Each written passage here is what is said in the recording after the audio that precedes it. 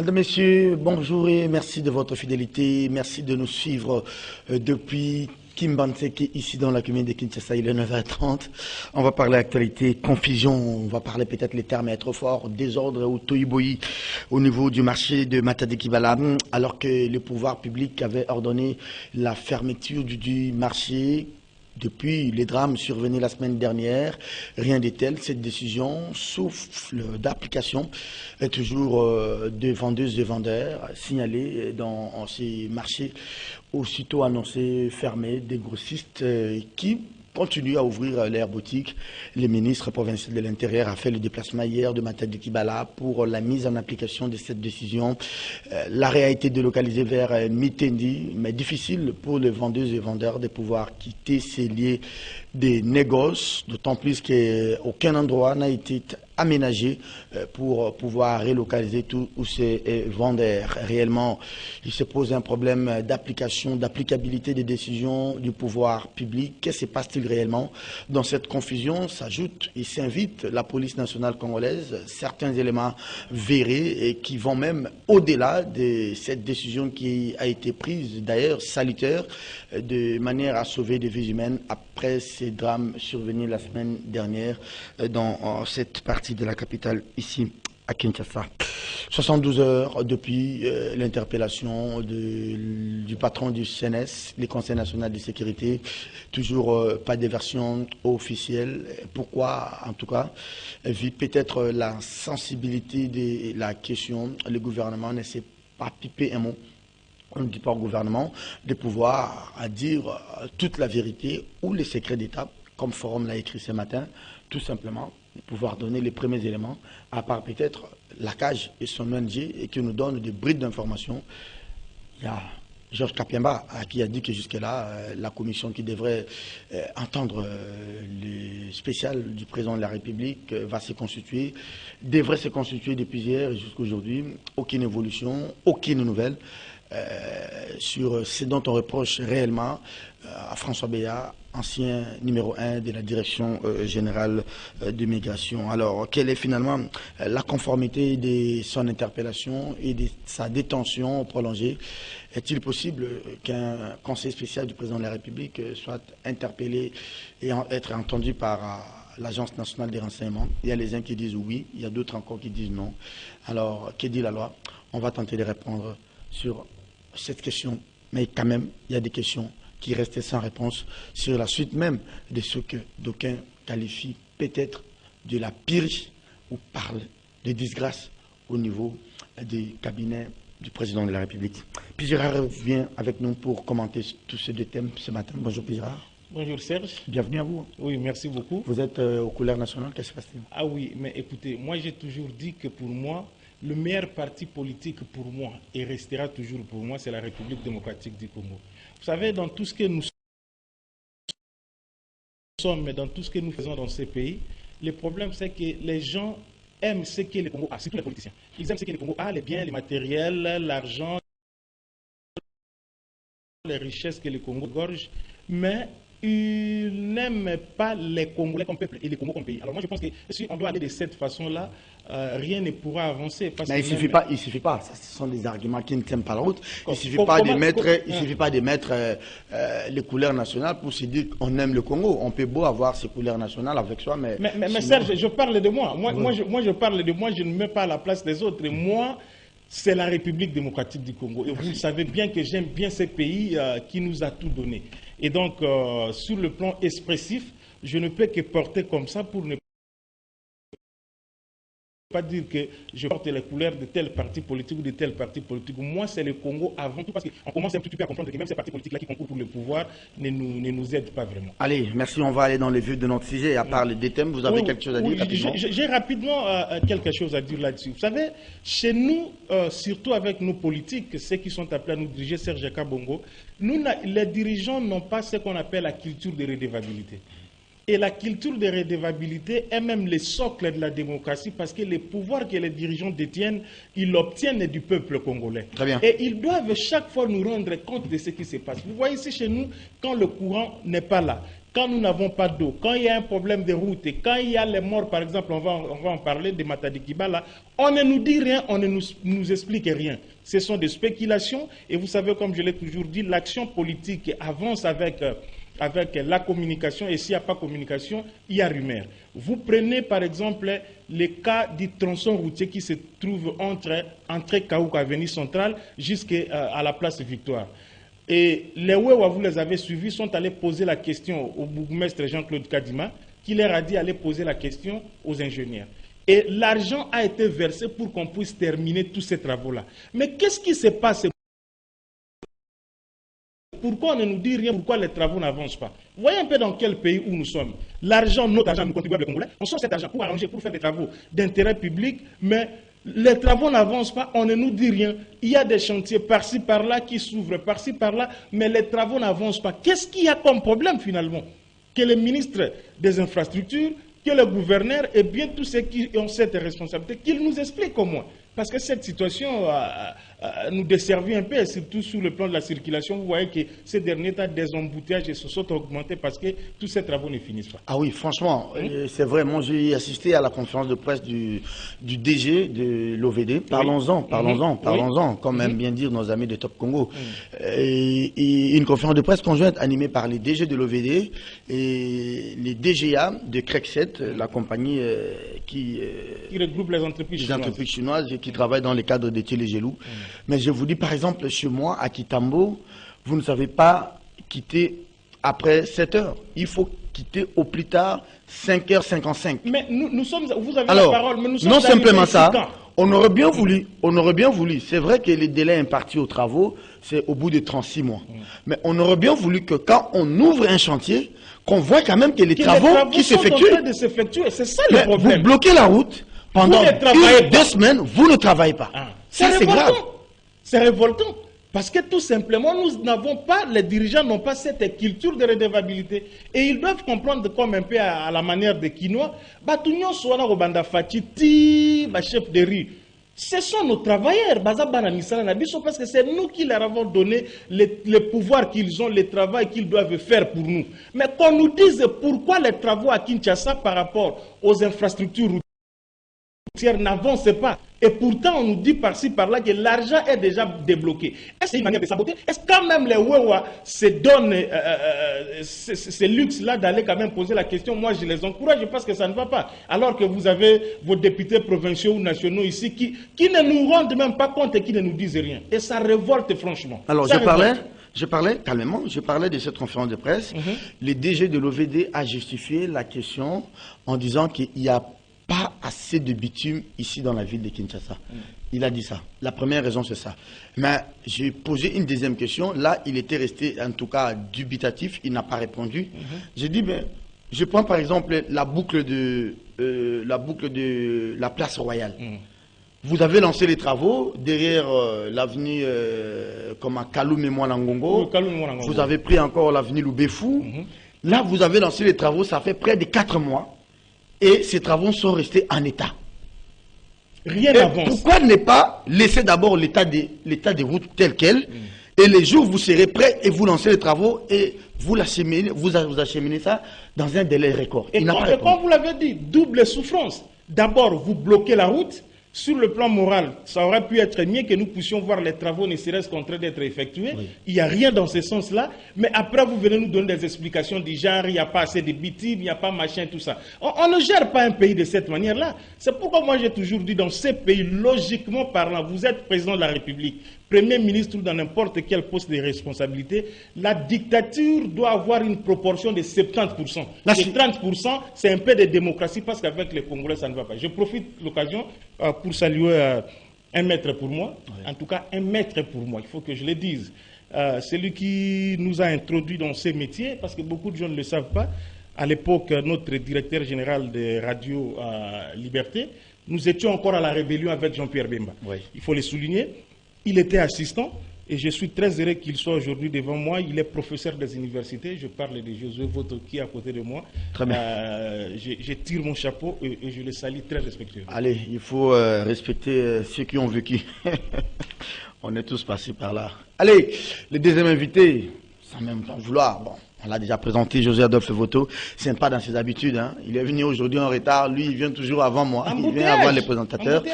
Allez, Moro Zambé, on peut aller chez José Adolphe Voto. Voilà, vous êtes là en train de me suivre. Vous oubliez qu'il fallait prendre le professeur.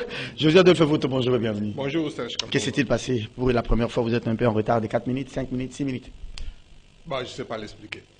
On attribue maintenant les embouteillages de Kinshasa aux travaux, aux chantiers. On a lancé les travaux partout et au même moment. Mais malheureusement, il s'est fait, comme je viens de le dire, quand vous entriez, on était en train de vous maquiller là. Le DG de l'OVD m'a dit, devant les confrères, que la ville avait connu un problème de bitume. Je vois maintenant chez nous à Kitambo, sur l'avenue Oya, en sortant vers l'hôpital, on a bloqué la route, ça fait des semaines, mais il n'y a pas de travaux. C'est un peu partout. Le dimanche, je voulais prendre Kassavoubou pour aller rapidement vers le pont Gabi. Ça me rend compte que Kassavoubou n'est plus praticable au niveau du grand marché. Non seulement le grand marché a été bloqué, mais je ne savais pas que Kassavoubou a été bloqué. Ce qui m'inquiète, c'est que les gens n'ont pas peur de mots dans ces pays. Les hommes politiques n'ont pas peur de mots. Quand j'ai entendu ce programme, Kinshasa zéro trou, j'ai dit, mais comment vous pouvez dire ça? Quand vous dites Kinshasa zéro trou, ça veut dire quoi? C'est un idéal, on n'a pas dit qu'il y aura plus de... Non, mais il ne faut pas le dire. Quand vous dites zéro trou, mais c'est zéro trou. C'est un idéal. Vous allez commencer à nous expliquer que c'est un idéal. Et quand vous commencez, on se rend compte que même le minimum n'est pas fait. C'est ça que je dis, qu'on n'a pas peur de mots. Non, le gouvernement s'était réjoui lors du dernier conseil des ministres de l'avancement des travaux. Quand on s'est réunis, on dit, ok, on commence un programme, nous allons l'appeler comment? Je crois que... Parce que c'est ça qui motive les gens. Hein? Quand on nous dit qu'il cherche à zéro trou, vous dites c'est un idéal, mais nous attendons. Mais est-ce que ce gouvernement-là, est-ce que l'hôtel de ville a le moyen de sa politique? Vous dites qu'il s'agit de zéro trou et vous vous rendez compte qu'il n'y a pas de budget. Oui, ça c'est le DG de l'OVD qui me l'avait dit. Oui. Et comme mon collègue l'a dit tout à l'heure, quand vous le dites, vous ne saviez pas qu'il n'y a pas... OVD ne sait pas qu'il n'y a pas de budget à Kinshasa. Il ne savait pas. Mais pourquoi lancer les travaux partout et au même moment? C'est ça les questionnements. Ça c'est inquiétant. Donc je crois que nos dirigeants doivent être conséquents. Et j'ai comme l'impression que c'est plus des actions politiques que des actions sociales. On veut lancer partout. On invite les caméramans. Voilà, on a commencé. Nous, on travaille. On n'a pas besoin. Si vous faites le travail, même si vous ne passez pas là, nous, ça passe pas la télé, nous, on saura. Parce que ça a de l'impact sur notre quotidien. Et on saura qu'on a fait le travail. Ah ben maintenant, il faut vous habituer à quitter vos maisons le matin. Mais le problème, c'est que les mêmes mouvements est signalé le soir. Déjà à partir de 15h, vous avez vu ces bouchons sur le boulevard du 30 juin, sur l'avenue Ouileri, sur l'avenue 24 novembre. En tout cas, c'est un spectacle désolant auquel nous sommes appelés à nous habituer. C'est tout à fait normal que ça vienne le matin et le soir parce que, je vous l'ai expliqué une fois ici, Kinshasa a été conçu par le colon comme un entonnoir, comme deux entonnoirs qui se connectent. Comment on appelle ça? Les sabliers. Les sabliers, il y a une partie en haut qui est ouverte, une partie en bas qui est ouverte, qui est reliée par un couloir. Et ce couloir-là, c'est la prolongation de l'avenue Sendoué et Triomphal. Oui. Ça, c'est la colonne vertébrale de Kinshasa. Et c'est pourquoi tous les jeux d'embouteillage, pour traverser la ville de l'est à l'ouest, il faut passer forcément par là. Et nous, tout dans le matin, tout le monde vient en ville, et le soir, tout le monde quitte la ville pour rentrer chez soi. Il faut repenser la structure de la ville, décentraliser les services, pour se poser la question, pourquoi les gens viennent en ville? Pourquoi tout le monde doit venir en ville? Alors, ceux qui viennent chercher en ville, il faut les mettre chez eux. Vous y avez tenté avec les marchés de la liberté, mais ça ne marche toujours pas. Il faut en créer tant d'autres, de nouvelles villes, délocaliser les palais du peuple pour envoyer ça, par exemple, à Maluku. Comme ça, on sait que les députés sont là-bas, ils habitent là-bas. On a commencé à dire que ça fait près de 15 ans, mais... Mais il n'y a pas que le marché. Pourquoi les gens viennent en ville? Ils viennent pour les banques, ils viennent pour l'administration, ils venaient pour les grands marchés centrales. Donc, tous ces services-là, il faut les décentraliser. Ils viennent pour les universités. À part l'UNIKIN, toutes les universités de l'État sont à la Gombe, ou aux environs. Et donc, le matin, tout le monde vient pour ça. Alors, il faut décentraliser, il faut créer d'autres universités vers la Tchangou, il faut créer d'autres services de l'État vers là-bas, les banques là-bas, pour que les gens restent chez eux. Une phrase, si vous le permettez, Serge, c'est même ça, il faut repenser la ville de Kinshasa. Mais on a un projet ici, comment Félix a lancé un projet, ça s'appelle comment Non, Kitoko, quelque chose comme ça. Oui, c'est ça même l'idéal. Vous recevez souvent notre jeune frère Fiston Ilang ici, qui est un urbaniste et qui ne cesse de revenir sur cette question-là. Je crois que le prof Voto l'a dit, il faut décentraliser les services de l'État. Si par exemple, nous avions le palais du peuple, comme vous dites, nous avons le palais du peuple à Maluku, tous les députés iront là-bas et il y aura les mouvements inverses. Le ministère de la Défense, vous le placez en selle. Vous prenez le ministère de l'Intérieur, vous l'envoyez par exemple à cette histoire de Ngaba par exemple. Même à Kinshasa. À Kinshasa, tout ça. Vous voyez un peu. On peut faire quelque chose de comme ça et ça va permettre même le développement parce que quand par exemple le ministère de la Défense est à Kinshasa, on va arranger la route qui mène vers ce ministère et tout sera fait comme on peut bien le penser. Et ceci demande tout simplement une intelligence de la part de ceux qui nous dirigent pour amener les choses par rapport aux politiques publiques. C'est comme disait un ancien diplomate français, je crois que c'est Jacques Mon, hein, il s'appelle Jacques Mon, il parlait de la République de la Gombe. On a gombénisé un peu la République. Voilà. Pendant ce temps, il faut se souligner, si Gombe a des services, par contre, on a vendu toutes les résidences, presque toutes les résidences de l'État à la Gombe. Gombe n'appartient plus aux Congolais. Gombe appartient aux expatriés. À part le service public, le reste, c'est les expatriés. Ah oui. Presque aucun ministre n'habite la Gombe. Le Gombe, tous les ministres habitaient la Gombe, et c'est ça l'une des raisons des embouteillages. Les ministres habitent Mbiza. Ils sont à ma campagne. Et tout le matin, une cinquantaine de ministres avec cortège doivent quitter ma campagne pour venir à la Gombe, avec toutes les conséquences. Alors chacun veut passer premier, il brûle le feu rouge, il bouscule tout le monde. C'est ça la raison aussi des embouteillages. Allez, confusion totale. J'ai parlé en termes de désordre ou de toïboï à Matadikiba la semaine dernière. Les pouvoirs publics avaient pris la décision de pouvoir fermer, je ne sais pas moi définitivement ou momentanément, ces lieux de négoce. Mais hier, il y a eu quand même des témoignages comme quoi les vendeuses et vendeurs, ils ont fait comeback et ils ont continué à étaler leurs biens comme si de rien n'était. Vous savez, Serge, gouverner, c'est prévoir. Lorsqu'on aspire aux fonctions étatiques ou bien aux fonctions publiques, on n'aspire pas à exercer ces fonctions pour soi. On les exerce pour d'autres. Donc en réalité, la politique devait être comprise chez nous comme un apostolat. Malheureusement, ici chez nous, la politique c'est une affaire. Je deviens politicien pour avoir de l'argent, ajouter un peu plus de femmes et avoir des maisons, envoyer mes enfants en Europe. Dommage pour la République démocratique du Congo et avec les foutus politiciens que nous avons ici. Vous savez, moi, j'ai appelé le gouverneur. Comme d'habitude, il répond difficilement. Il n'a pas répondu au téléphone. Mais je suis allé chez le pasteur Godet. Je lui ai posé la question. Qu'est-ce qui se passe? Vous êtes le président de l'Assemblée provinciale de la ville de Kinshasa. Expliquez-moi qu'est-ce qui se passe au niveau de ce marché de Matadi-Kibala. Les travaux pour la construction du nouveau marché ont été lancés par le gouverneur il y a 2 ans. Je le disais ici tantôt. Avec le projet Papakin. Voilà, je le disais ici tantôt. L'action politique doit toujours être accompagnée par la communication. On va arriver avec les cas BAU. Toutes les institutions sont muettes, on ne comprend pas qu'est-ce qui se passe.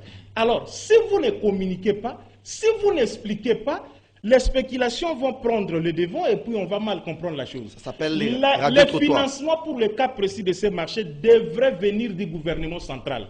Quelque part, Kimbut avait aussi raison quand il avait dit Papa Matata, Talasogi Misala Ngo et Sotamblate Pombongo Zate. Alors, on n'explique pas aux Kinois que Ngobila a des difficultés en termes d'argent. C'est ça Maloukonde, laissez-moi l'appeler comme ça parce que lui, le chef du gouvernement, qui doit envoyer l'argent pour qu'on puisse construire ces marchés. Ça, c'est un problème.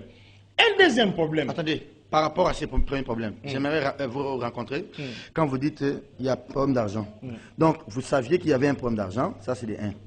Deuxième élément, j'ai suivi Ngobila et ses communicants ou communicateurs dire non, quand il a posé la première pierre, il s'est rendu compte que c'était un site qui est relié avec la famille Maman Mobutu. Donc, quand on venait poser la première pierre, selon votre argumentaire là, Ils ne savaient pas qu'il n'y avait pas d'argent. Non, non, le problème, ce n'est pas au niveau de la pose de la première pierre. Oui. Encore que le conflit que vous dites ici, on nous dit que la propriété appartiendrait à la famille Maman Mobutu et que la justice ayant rendu ces décisions, on est dans un état de droit, il faut respecter. Bon, ça encore, je trouve que c'est juste des faux fouillants. Mais le problème ici, c'est que vous êtes dirigeant, vous devez répondre aux aspirations, aux attentes du peuple. Non, mais écoutez, quand vous allez poser la première pierre, moi je suis père de famille. Avant de lancer un chantier ou quelque chose, je dois me rassurer. Je dois me rassurer que ce n'est pas un terrain qui est relais, ça c'est de un. Je dois me rassurer qu'il y a déjà l'argent qui est disponibilisé. Vous êtes gouverneur de la ville, vous vous réveillez, vous venez poser la première pierre, après vous dites qu'il n'y a pas d'argent. Ça c'est un aspect. Moi, je ne cesserai sur ce point, je comprends votre coup de gueule, de charger le président de la République. Parce qu'après tout, c'est lui qui est invité dans ses poses de première pierre par-ci, par-là, Kinbopeto, tout ça, ainsi de suite. Centrale solaire. Oui, mais après, on ne voit... Ça, il faut quand même qu'on le dise, on ne voit pas les travaux avancer. Maintenant, je parlais du deuxième aspect des choses, c'est que nous-mêmes, Congolais, nous avons une part de responsabilité, et notamment les Kinois. Comment les gens sont morts dans un endroit et dans des circonstances telles que nous avons vues, mais 24 heures, 48 heures après, juste l'avenue qui suit, les gens continuent à vendre librement. Et j'ai suivi les reportages, si vous le permettez, de Top Congo hier. Il y a des gens qui vendent encore là où il y a un câble qui est en train de traverser. Mais qui n'ont pas le bango. Mais si eux ne meurent pas de ce courant électrique, ils vont mourir de faim. Oui, mais c'est ça. Tant mieux encore aller mourir sous les câbles de la SNEL que de mourir de faim. Je crois qu'il faut accepter momentanément de mourir de faim que de mourir du câble électrique. Ok, merci. Alors, sur ce point, c'est là où je disais, il faut un peu de dictat. L'État, il a... C'est le Léviathan. Il est Léviathan. Il a ce que nous appelons le pouvoir dérogatif. Vous savez, tel que nous sommes ici, dans ce studio ici, si l'État veut faire quelque chose d'intérêt public ici, on peut décider de casser cet immeuble et puis nous envoyer ailleurs. Oui. Et on va s'incliner. Oui. Mais ici, les bourgmestres, les gouverneurs, les ministres sectoriels, les laisser aller, on regarde. Et on ne vient que dans des interventions du genre, Batouba-Koufi déjà, là on vient poser la première pierre, on veut faire. Et ça, c'est un comportement à déplorer. On ne dirige pas un pays de cette manière-là. Je vais à d'autres photos. Le président a parlé, c'était le 7 janvier, et si ma mémoire est bonne. Il avait demandé qu'on puisse penser à la relocalisation de ces marchés. Malheureusement, on n'a pas pris assez de temps, les drames sont survenus. Mais malgré les drames, le pouvoir public a pris la décision pour délocaliser ces gens-là. Mais malheureusement, encore hier, il y a des gens qui sont revenus pour revendre. Et la confusion est entretenue par certains agents de la police verrée et qui viennent même collecter des taxes, qui viennent même collecter des patentes et qui interdisent des quittances, qui interdisent parfois aux grossistes qui sont dans les magasins pour qui la mesure n'est pas concernée, mais c'est du désordre. Mais c'est ça. On veut une chose de son contraire. On a dit que c'est un marché pirate, mais comment les bourgmestres perçoivent les taxes sur un marché pirate? Donc, ils accréditent ces marchés-là. Bon, maintenant, le gouvernement dit qu'il faut délocaliser. Tout le monde dit qu'il faut délocaliser, et le gouvernement et l'hôtel de ville, mais rien de concret n'est fait. Mais on va relocaliser ces gens-là où? Chasser les naturels, il reviendra au galop. Ce qui s'est passé, donc, comme tu l'as dit, les gens n'ont que ça pour vivre chaque matin. Et vous avez dit qu'il faut les délocaliser. Hélène a tout à fait raison. Le pouvoir public a la capacité, a ce droit-là de déposséder un privé, parce que de toute façon, la terre appartient à l'État. C'est l'État qui a cédé cette terre à un privé. Et si l'État est dans le besoin, je crois que le besoin de la communauté est plus pressant que le besoin d'un individu qu'on peut compenser d'une manière ou d'une autre. Moi, je crois que il ne faut pas attendre encore qu'une telle catastrophe arrive qu'on puisse continuer à... Mais moi, j'ai peut-être un autre raisonnement, ou soit une autre analyse de fait que, apparemment, c'est l'État les problèmes. Nous sommes tous d'accord. Mais deuxièmement, l'État n'a pas trouvé suffisamment de moyens. L'État aussi est pris de court par cet événement afin de pouvoir rapidement relocaliser ces gens. Parce que dites-vous que ces gens-là vivent au quotidien de cette activité. Et vous allez dire à ces gens-là de quitter pendant une semaine, pendant que l'État n'a pas encore cherché comment relocaliser, et ça sera difficile. Mais on a dit ici, gouverner, c'est prévoir. Nous, on gère tout le jour, le gouvernement ne gère que le quotidien. Le gouvernement ne gère que les catastrophes. Au lieu de prévenir les catastrophes, pendant tout ce temps, nous avons tout le monde, les normes, la loi même parle de la gestion des emprises sous ce câble-là. Il y a une loi qui existe. Mais ça n'a jamais été respecté. Si vous parcourez l'espace de...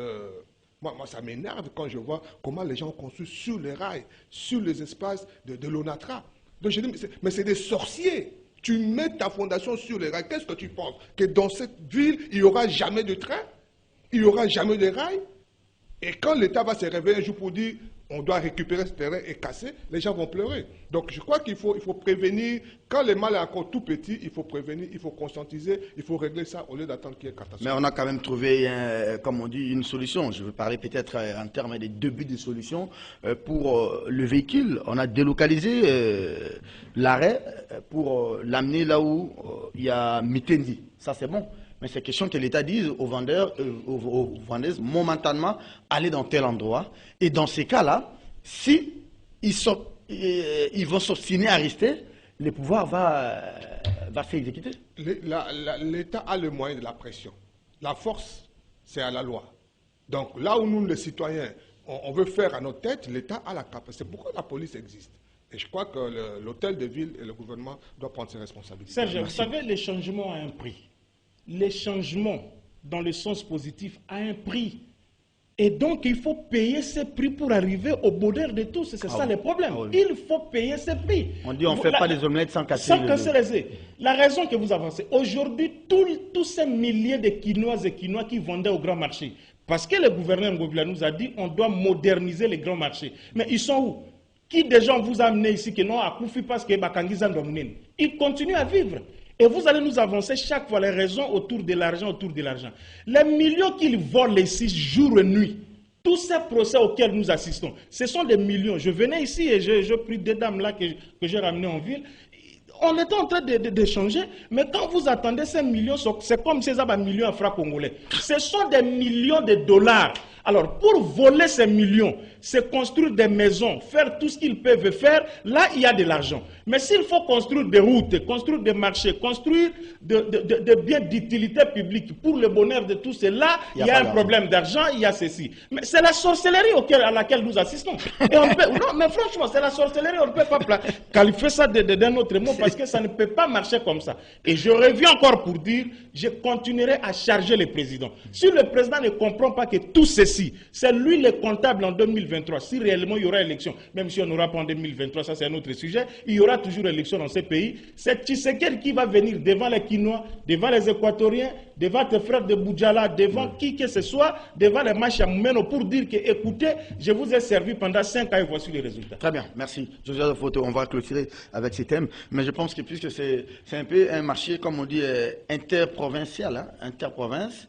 Il y a une partie de Kinshasa, il y a une partie du Congo central. Des biens qui sont coulés là-bas, ça vient nécessairement pour la plupart du Congo central. Hein. Je pense qu'il faut garder, s'il y a une idée de pouvoir relocaliser ces marchés, il faut garder ça du côté Mitendi, à mon avis. Hein. La question, un peu à l'intérieur. C'est d'abord une question de disponibilité, une question d'espace, parce que c'est un grand marché.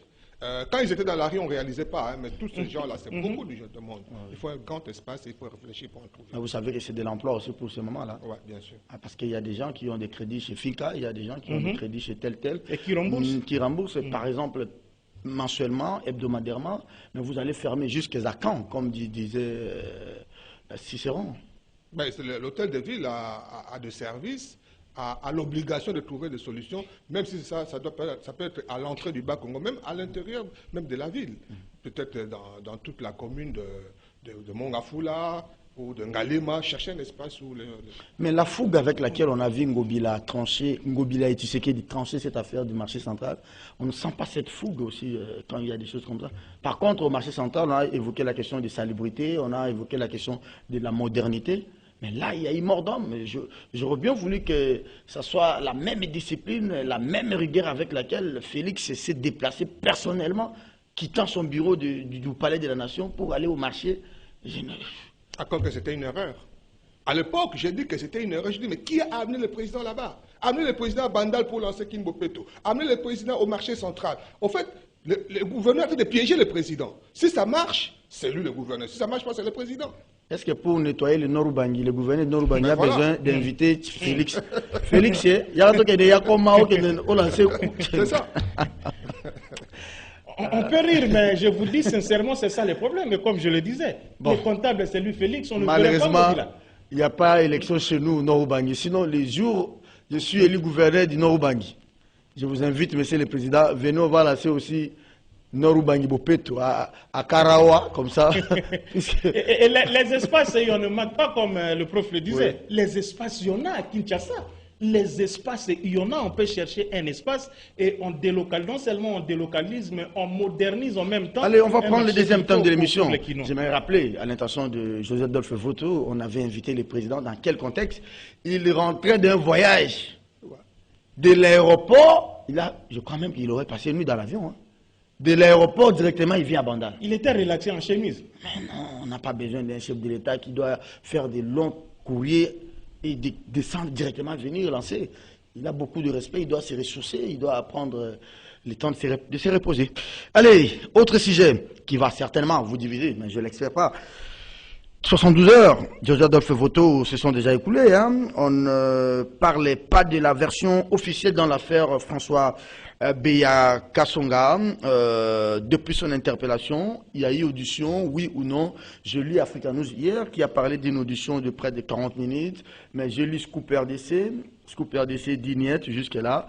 J'ai suivi également les médias qui ont relayé les propos du patron de la cage. Il dit, on reproche à François Beya, je rappelle pour le téléspectateur et auditeur, qu'il aurait participé à une réunion. Réunion, on dit, des faits graves. Conspiration, coup d'État, c'est difficile. Alors, comment on interprète aujourd'hui ce silence radio et à l'absence de la version officielle? C'est maintenant ce qu'on appelle chez nous dans la profession phénomène radio-trottoir. Ben c'est très déplorable qu'un fait aussi gravissime qui est devenu un secret de polichinelle. Nous tous on sait que Beya est arrêté, mais sauf le gouvernement qui n'en parle pas.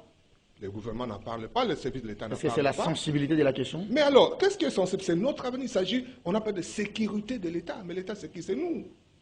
C'est notre sécurité. On dit des choses, ça risque encore de troubler l'ordre. Non, vous êtes journaliste, Serge. Ce qu'on dit, c'est même un tweet. Un tweet de 3 phrases. Même pas de livrer les secrets d'État. Ne fût-ce qu'un tweet de 3 phrases pour apaiser les citoyens. Dire l'ANER a tort. À telle date, attendu à telle date, M. Beya, pour des questions de soupçons de sécurité. Ou dans une enquête. Point. C'est tout. Au moins, ça vient par la bouche autorisée. Ce n'est pas Kapiamba, le porte-parole du gouvernement, je suis désolé. Ni de l'ANER. Aujourd'hui, Kapiamba est devenu porte-parole du gouvernement depuis que Félix est au pouvoir. Non, mais ce n'est pas normal. Ce n'est pas normal. Et nous, on a droit à l'information. L'information, c'est un droit. Nous, on a élu... Et c'est consacré dans la Constitution. C'est un droit. On doit savoir ce qui se passe. Mais c'est déplorable. Mais j'espère. Et puis, aujourd'hui, l'ANER est dommage pour lui. Beya et Kalev, qui nous ont habitués à retenir des gens à l'ANER au-delà de 48 heures. 48 heures déjà aujourd'hui. Ah oui. On va savoir ce qui va se passer. On va les transférer au parquet. On va les garder à l'ANER. Et là encore, c'est flagrant. Pourquoi on doit les garder? Les informations que j'ai, c'est qu'il refuse de parler. Il ne veut pas parler, il veut parler devant son patron. Bon, on ne sait pas ce qui va se passer. C'est bien dommage. Est-ce que dans ces cas de communication, de crise, c'est le silence qui est la meilleure méthodologie? Non. Le silence n'a jamais été la meilleure méthodologie, jamais que ce soit politique. Ici, ce n'est pas politique. C'est une affaire d'État. Ce n'est pas une affaire politique, c'est une affaire d'État. Et le gouvernement doit donner un communiqué de presse. Il n'y a plus de communiqué de presse dans ce pays. Un communiqué de presse en 2-3 phrases. Pour fixer les esprits, dire on attend les enquêtes. Mais ce n'est pas à un privé. Kapiamba, c'est un privé. De nous fixer sur les affaires de l'État à très haut niveau. Ce n'est pas normal. Alors ce silence profite à qui finalement?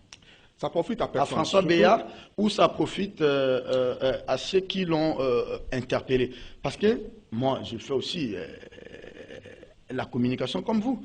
J'ai comme l'impression que dans l'opinion, ça risque de créer des doutes et l'opinion va se dire avec ces systèmes de radio-trottoirs et des réseaux sociaux qu'on a quelque chose à cacher. Justement, donc tant qu'il n'y a pas de transparence... Ça c'est mon analyse, hein, je peux bien... Mais justement, vous avez tout à fait raison. Tant qu'il n'y a pas de transparence, le fait seulement que depuis 48 heures, personne ne dit rien, c'est qu'il n'y a pas de transparence. Quel que soit ce qu'on lui reproche, nous avons le droit de savoir. Et donc, ce silence-là, ça va ternir l'image du gouvernement, ça va ternir l'image du pouvoir. Et tout ce qu'on nous dira après, ça deviendra suspect. On va se dire, mais pourquoi on ne l'a pas dit au début? C'est que maintenant, ça doit être quelque chose. Et pendant ce temps, la rumeur... Je vais revenir à vous. Allez, c'est à la chance des faits, on dit d'ailleurs, la nature a horreur du vide.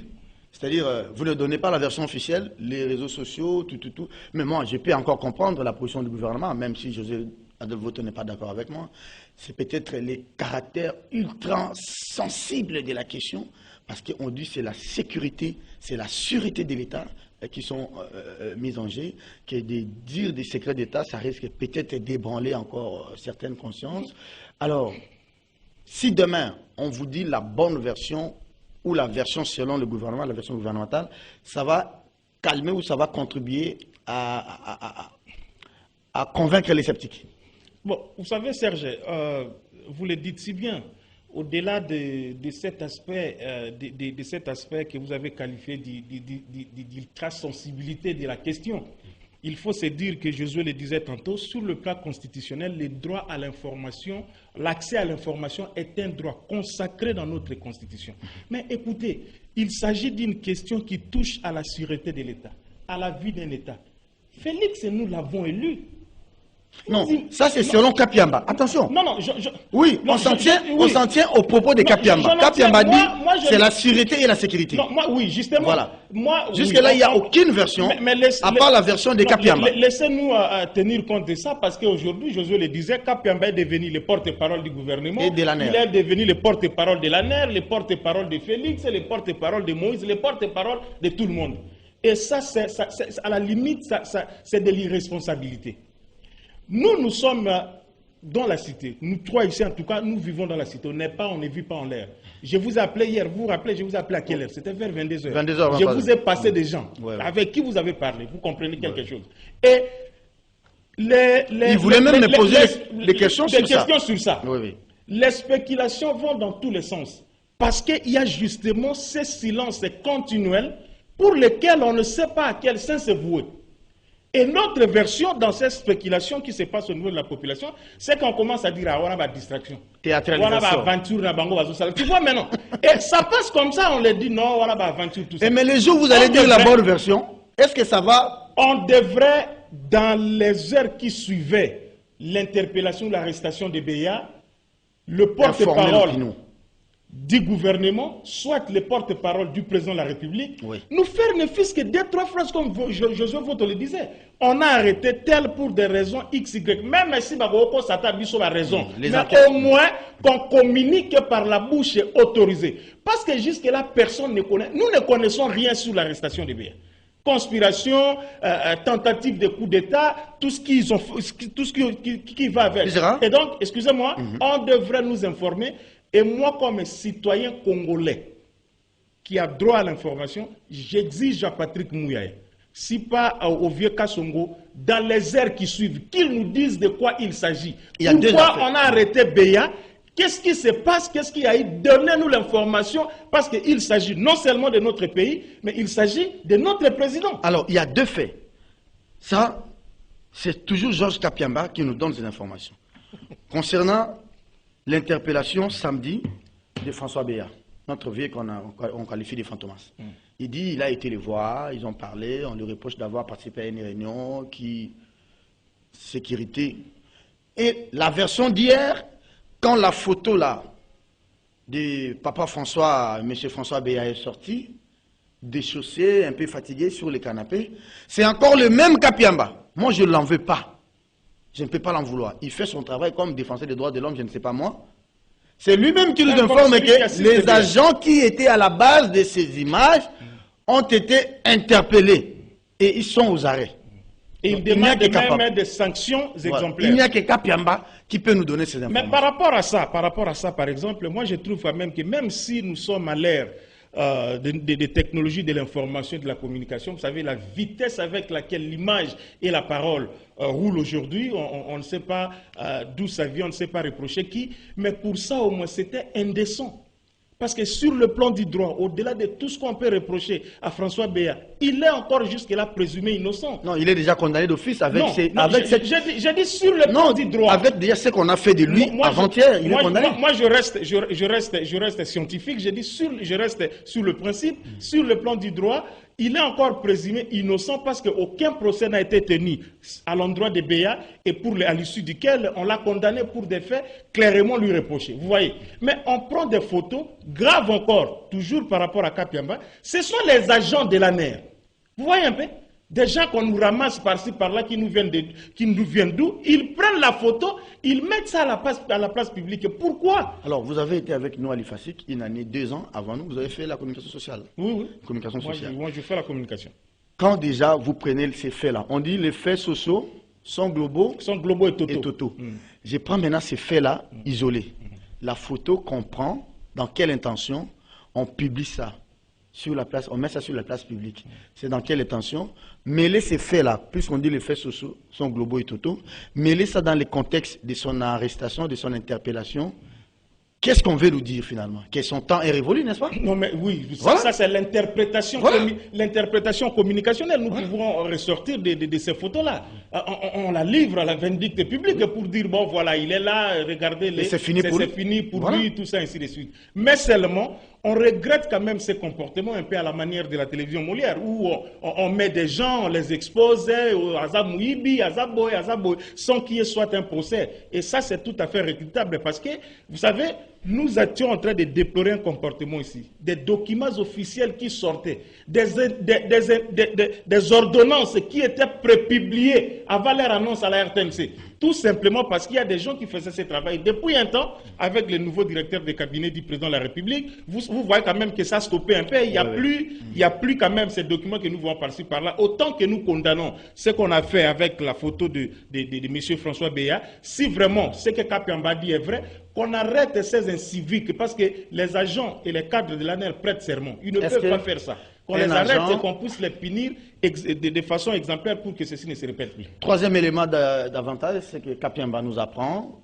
je crois vraiment à ce qu'il dit, hein, parce que c'est parmi mes personnes ressources, il dit on devrait constituer une commission pour entendre M. François Béat.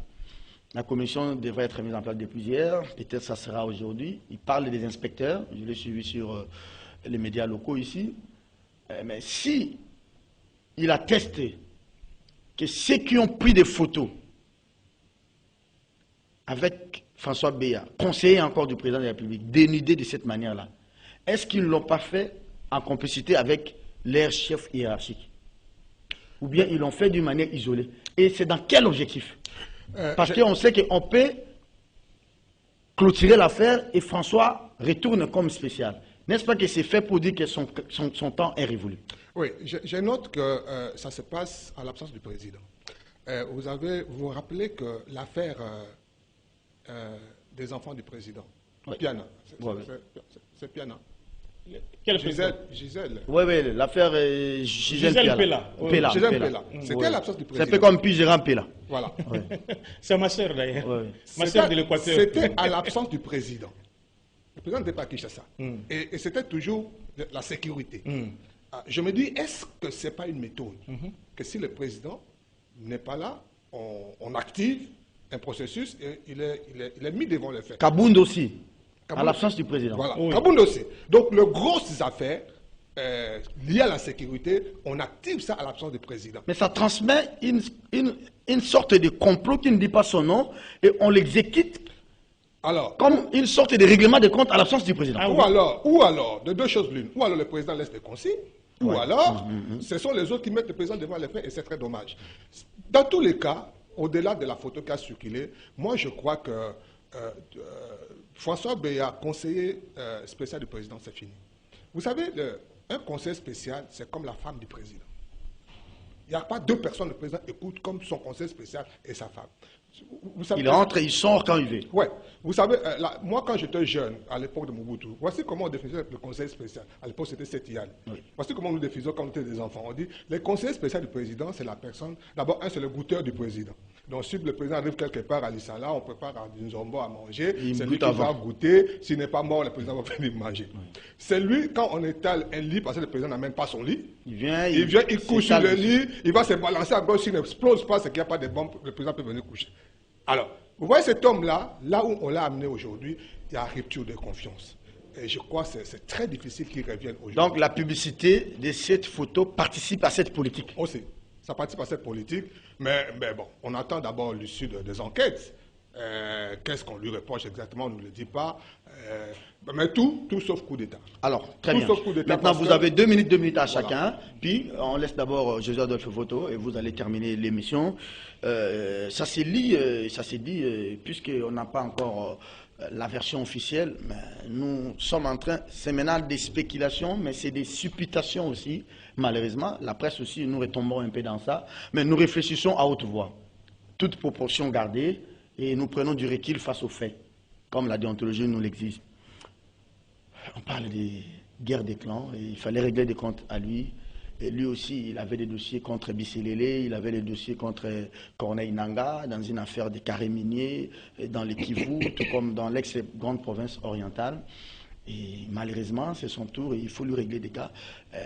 Vous voyez combien de tableaux sur ces problèmes affaires? Le premier tableau, c'est celui-là que vous évoquez. Le deuxième tableau, c'est ce que j'appelle la continuité de... La guerre des clans? Non, la guerre des clans, vous l'avez évoqué, je ne vais pas revenir sur ça, j'ai passé une minute. Mais il y a aussi le déboulonnage. Vous vous rappelez que tous les circuits... La purge, je voulais dire. Voilà. Non, je ne parle pas de déboulonnage, c'est ça le mot que le président a utilisé à l'époque.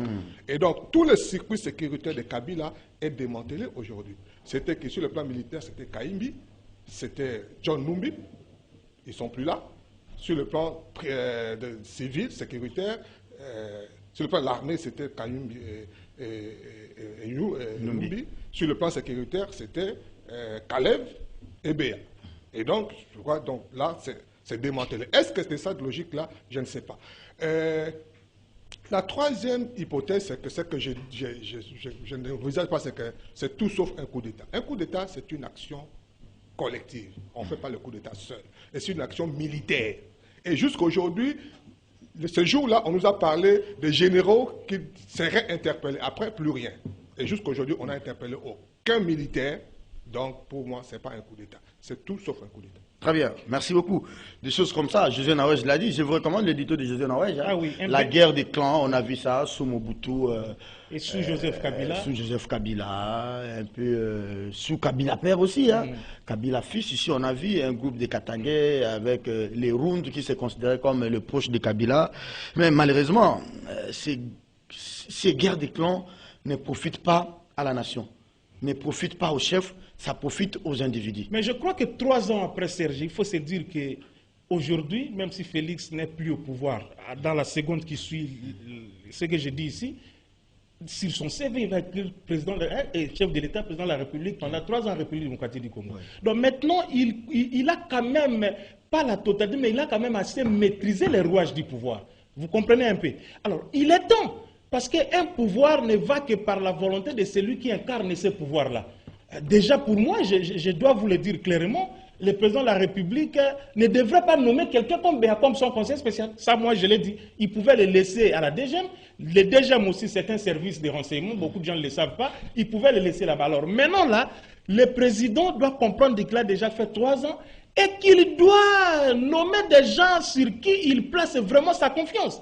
Parce qu'avec cette guerre des clans, avec cette guerre des tranchées que nous voyons, même cette ça risque plutôt de fragiliser les présidents. Ça risque non seulement de fragiliser les présidents, mais les pays aussi, on n'en a pas besoin, nous n'avons pas besoin de ça. Ça risque de fragiliser les présidents et le pouvoir, ce n'est pas intéressant. Hier c'était Kabondo, aujourd'hui c'est Béa, demain si c'est Seraki, les Irachan ici enchaînent un peu, Mbosso, tout ça ainsi de suite. Vous voyez un peu dans tout ça, ça pose un problème. 3 ans après, moi j'ai dit au président qu'il regarde l'armée, qu'il regarde la police, qu'il regarde tous ces services de l'État-là, s'il faut nommer de nouvelles personnes, qu'il les nomme et qu'il n'hésite pas, parce que c'est dans sa prérogative et son pouvoir. Et peut-être pour chuter, je suis en train de revenir sur ce que j'ai dit au début, les devoirs de la redevabilité. Merci. Les dirigeants, aidez-nous, rendez-nous compte du travail que nous vous avons donné. Dites-nous qu'est-ce qui ne marche pas au pays, pourquoi ça ne marche pas, et donnez solution aux problèmes que nous avons, du président de la République jusqu'au dernier petit chef de riz quelque part à qui c'est ça, je ne sais pas. Très bien. Merci beaucoup, madame, messieurs. Cette émission est terminée. J'espère bien que demain, ça sera mercredi. Je vais revenir à vous. De la même manière que Kapiamba, il fait très bien son boulot à l'accès aux installations de l'ANR. On ne l'arrête pas et je l'encourage à continuer comme ça. Il parle avec François Béat. Je vous rassure que je vais tenter l'expérience cet après-midi. Je cherche le numéro de M. Biocha, le patron de l'ANR. J'ai dit, moi je suis journaliste congolais. Je vais quand même entrer en contact avec vous. Dites-moi, comme vous le dites à Kapiamba, pour vous relayer, ou bien que je vois M. François Béat, pour que lui aussi me dise de quoi il s'agit réellement. Je vais vous donner son numéro. Merci beaucoup. Je l'appelle, s'il ne décroche pas, je vais laisser un message voice ou un message WhatsApp. Parce que c'est aussi des droits garantis par la Constitution. Donc, si vous n'avez pas un chargé de communication à l'ANR, moi je vais vous atteindre, vous, personnellement, monsieur le numéro 1 des services. Dans l'entretemps, excusez-moi, les services devraient continuer au CNS, bien c'est la débandade, je crois bien. Non, mais l'État continue, le service de l'État continue. Non, l'État doit continuer à vivre. Ce n'est pas parce que M. Béat n'est pas là, il n'est pas le seul qui incarnait le Conseil national de sécurité. Le Conseil national de sécurité, c'est une structure composée de plusieurs personnes. Le travail doit continuer. Il faut rappeler que le patron de CNS, c'est le président de la République. C'est le président de la République. Voilà. Mais les conseillers paient par délégation diriger. Diriger ce qu'on... Voilà. Allez, prenez rendez-vous avec Kiosque demain. Vous qui entretenez cette guerre des clans, faites-le bien, menez-la bien pour l'intérêt du Congo. Pas la guerre des clans pour vos intérêts avec des carrés miniers. Et à la fin, c'est les pays, c'est les chefs de l'État qui en sortiront perdants. Nous vous regardons. Allez, Kiosque, c'est terminé. Demain 9h30. Mesdames, Messieurs, bonjour et merci de votre fidélité. Merci de nous suivre depuis Kimbantseke, ici dans la commune de Kinshasa. Il est 9h30. On va parler actualité, confusion. On va parler peut-être les termes être forts, désordre ou toiboyi au niveau du marché de Matadi Kibala, alors que le pouvoir public avait ordonné la fermeture du marché. Depuis les drames survenus la semaine dernière, rien de tel. Cette décision souffle d'application est toujours de vendeuses et vendeurs signalés dans ces marchés aussitôt annoncés fermés, des grossistes qui continuent à ouvrir leurs boutiques. Le ministre provincial de l'Intérieur a fait le déplacement hier de Matadi Kibala pour la mise en application de cette décision. L'arrêt a été délocalisé vers Mitendi, mais difficile pour les vendeuses et vendeurs de pouvoir quitter ces lieux des négoces, d'autant plus qu'aucun endroit n'a été aménagé pour pouvoir relocaliser tous ces vendeurs. Réellement, il se pose un problème d'application, d'applicabilité des décisions du pouvoir public. Que se passe-t-il réellement? Dans cette confusion s'ajoute et s'invite la police nationale congolaise, certains éléments vérés et qui vont même au-delà de cette décision qui a été prise, d'ailleurs salutaire, de manière à sauver des vies humaines après ces drames survenus la semaine dernière dans cette partie de la capitale, ici à Kinshasa. 72 heures depuis l'interpellation du patron du CNS, le Conseil national de sécurité. Toujours pas de version officielle. Pourquoi, en tout cas, vu peut-être la sensibilité de la question, le gouvernement ne s'est pas pipé un mot. On ne dit pas au gouvernement de pouvoir dire toute la vérité ou les secrets d'État, comme Forum l'a écrit ce matin, tout simplement, de pouvoir donner les premiers éléments, à part peut-être la CAGE et son ONG, et qui nous donne des brides d'informations. Il y a Georges Kapiamba qui a dit que jusque-là, la commission qui devrait entendre le spécial du président de la République va se constituer, devrait se constituer depuis hier jusqu'à aujourd'hui. Aucune évolution, aucune nouvelle. sur ce dont on reproche réellement à François Béat, ancien numéro 1 de la direction générale de migration. Alors, quelle est finalement la conformité de son interpellation et de sa détention prolongée? Est-il possible qu'un conseil spécial du président de la République soit interpellé et être entendu par l'Agence nationale des renseignements? Il y a les uns qui disent oui, il y a d'autres encore qui disent non. Alors, que dit la loi? On va tenter de répondre sur cette question, mais quand même, il y a des questions qui restaient sans réponse sur la suite même de ce que d'aucuns qualifient peut-être de la purge ou parlent de disgrâce au niveau du cabinet du président de la République. Pierre Girard vient avec nous pour commenter tous ces deux thèmes ce matin. Bonjour Pierre Girard. Bonjour Serge. Bienvenue à vous. Oui, merci beaucoup. Vous êtes aux couleurs nationales, qu'est-ce qui se passe? Ah oui, mais écoutez, moi j'ai toujours dit que pour moi, le meilleur parti politique pour moi, et restera toujours pour moi, c'est la République démocratique du Congo. Vous savez, dans tout ce que nous sommes, mais dans tout ce que nous faisons dans ces pays, le problème c'est que les gens aiment ce que le Congo a, surtout les politiciens. Ils aiment ce que le Congo a, les biens, les matériels, l'argent,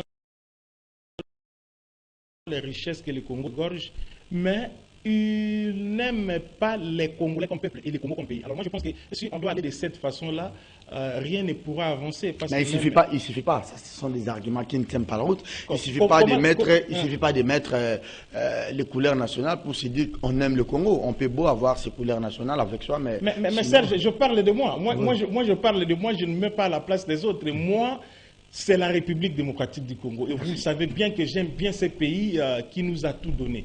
Et donc, sur le plan expressif, je ne peux que porter comme ça pour ne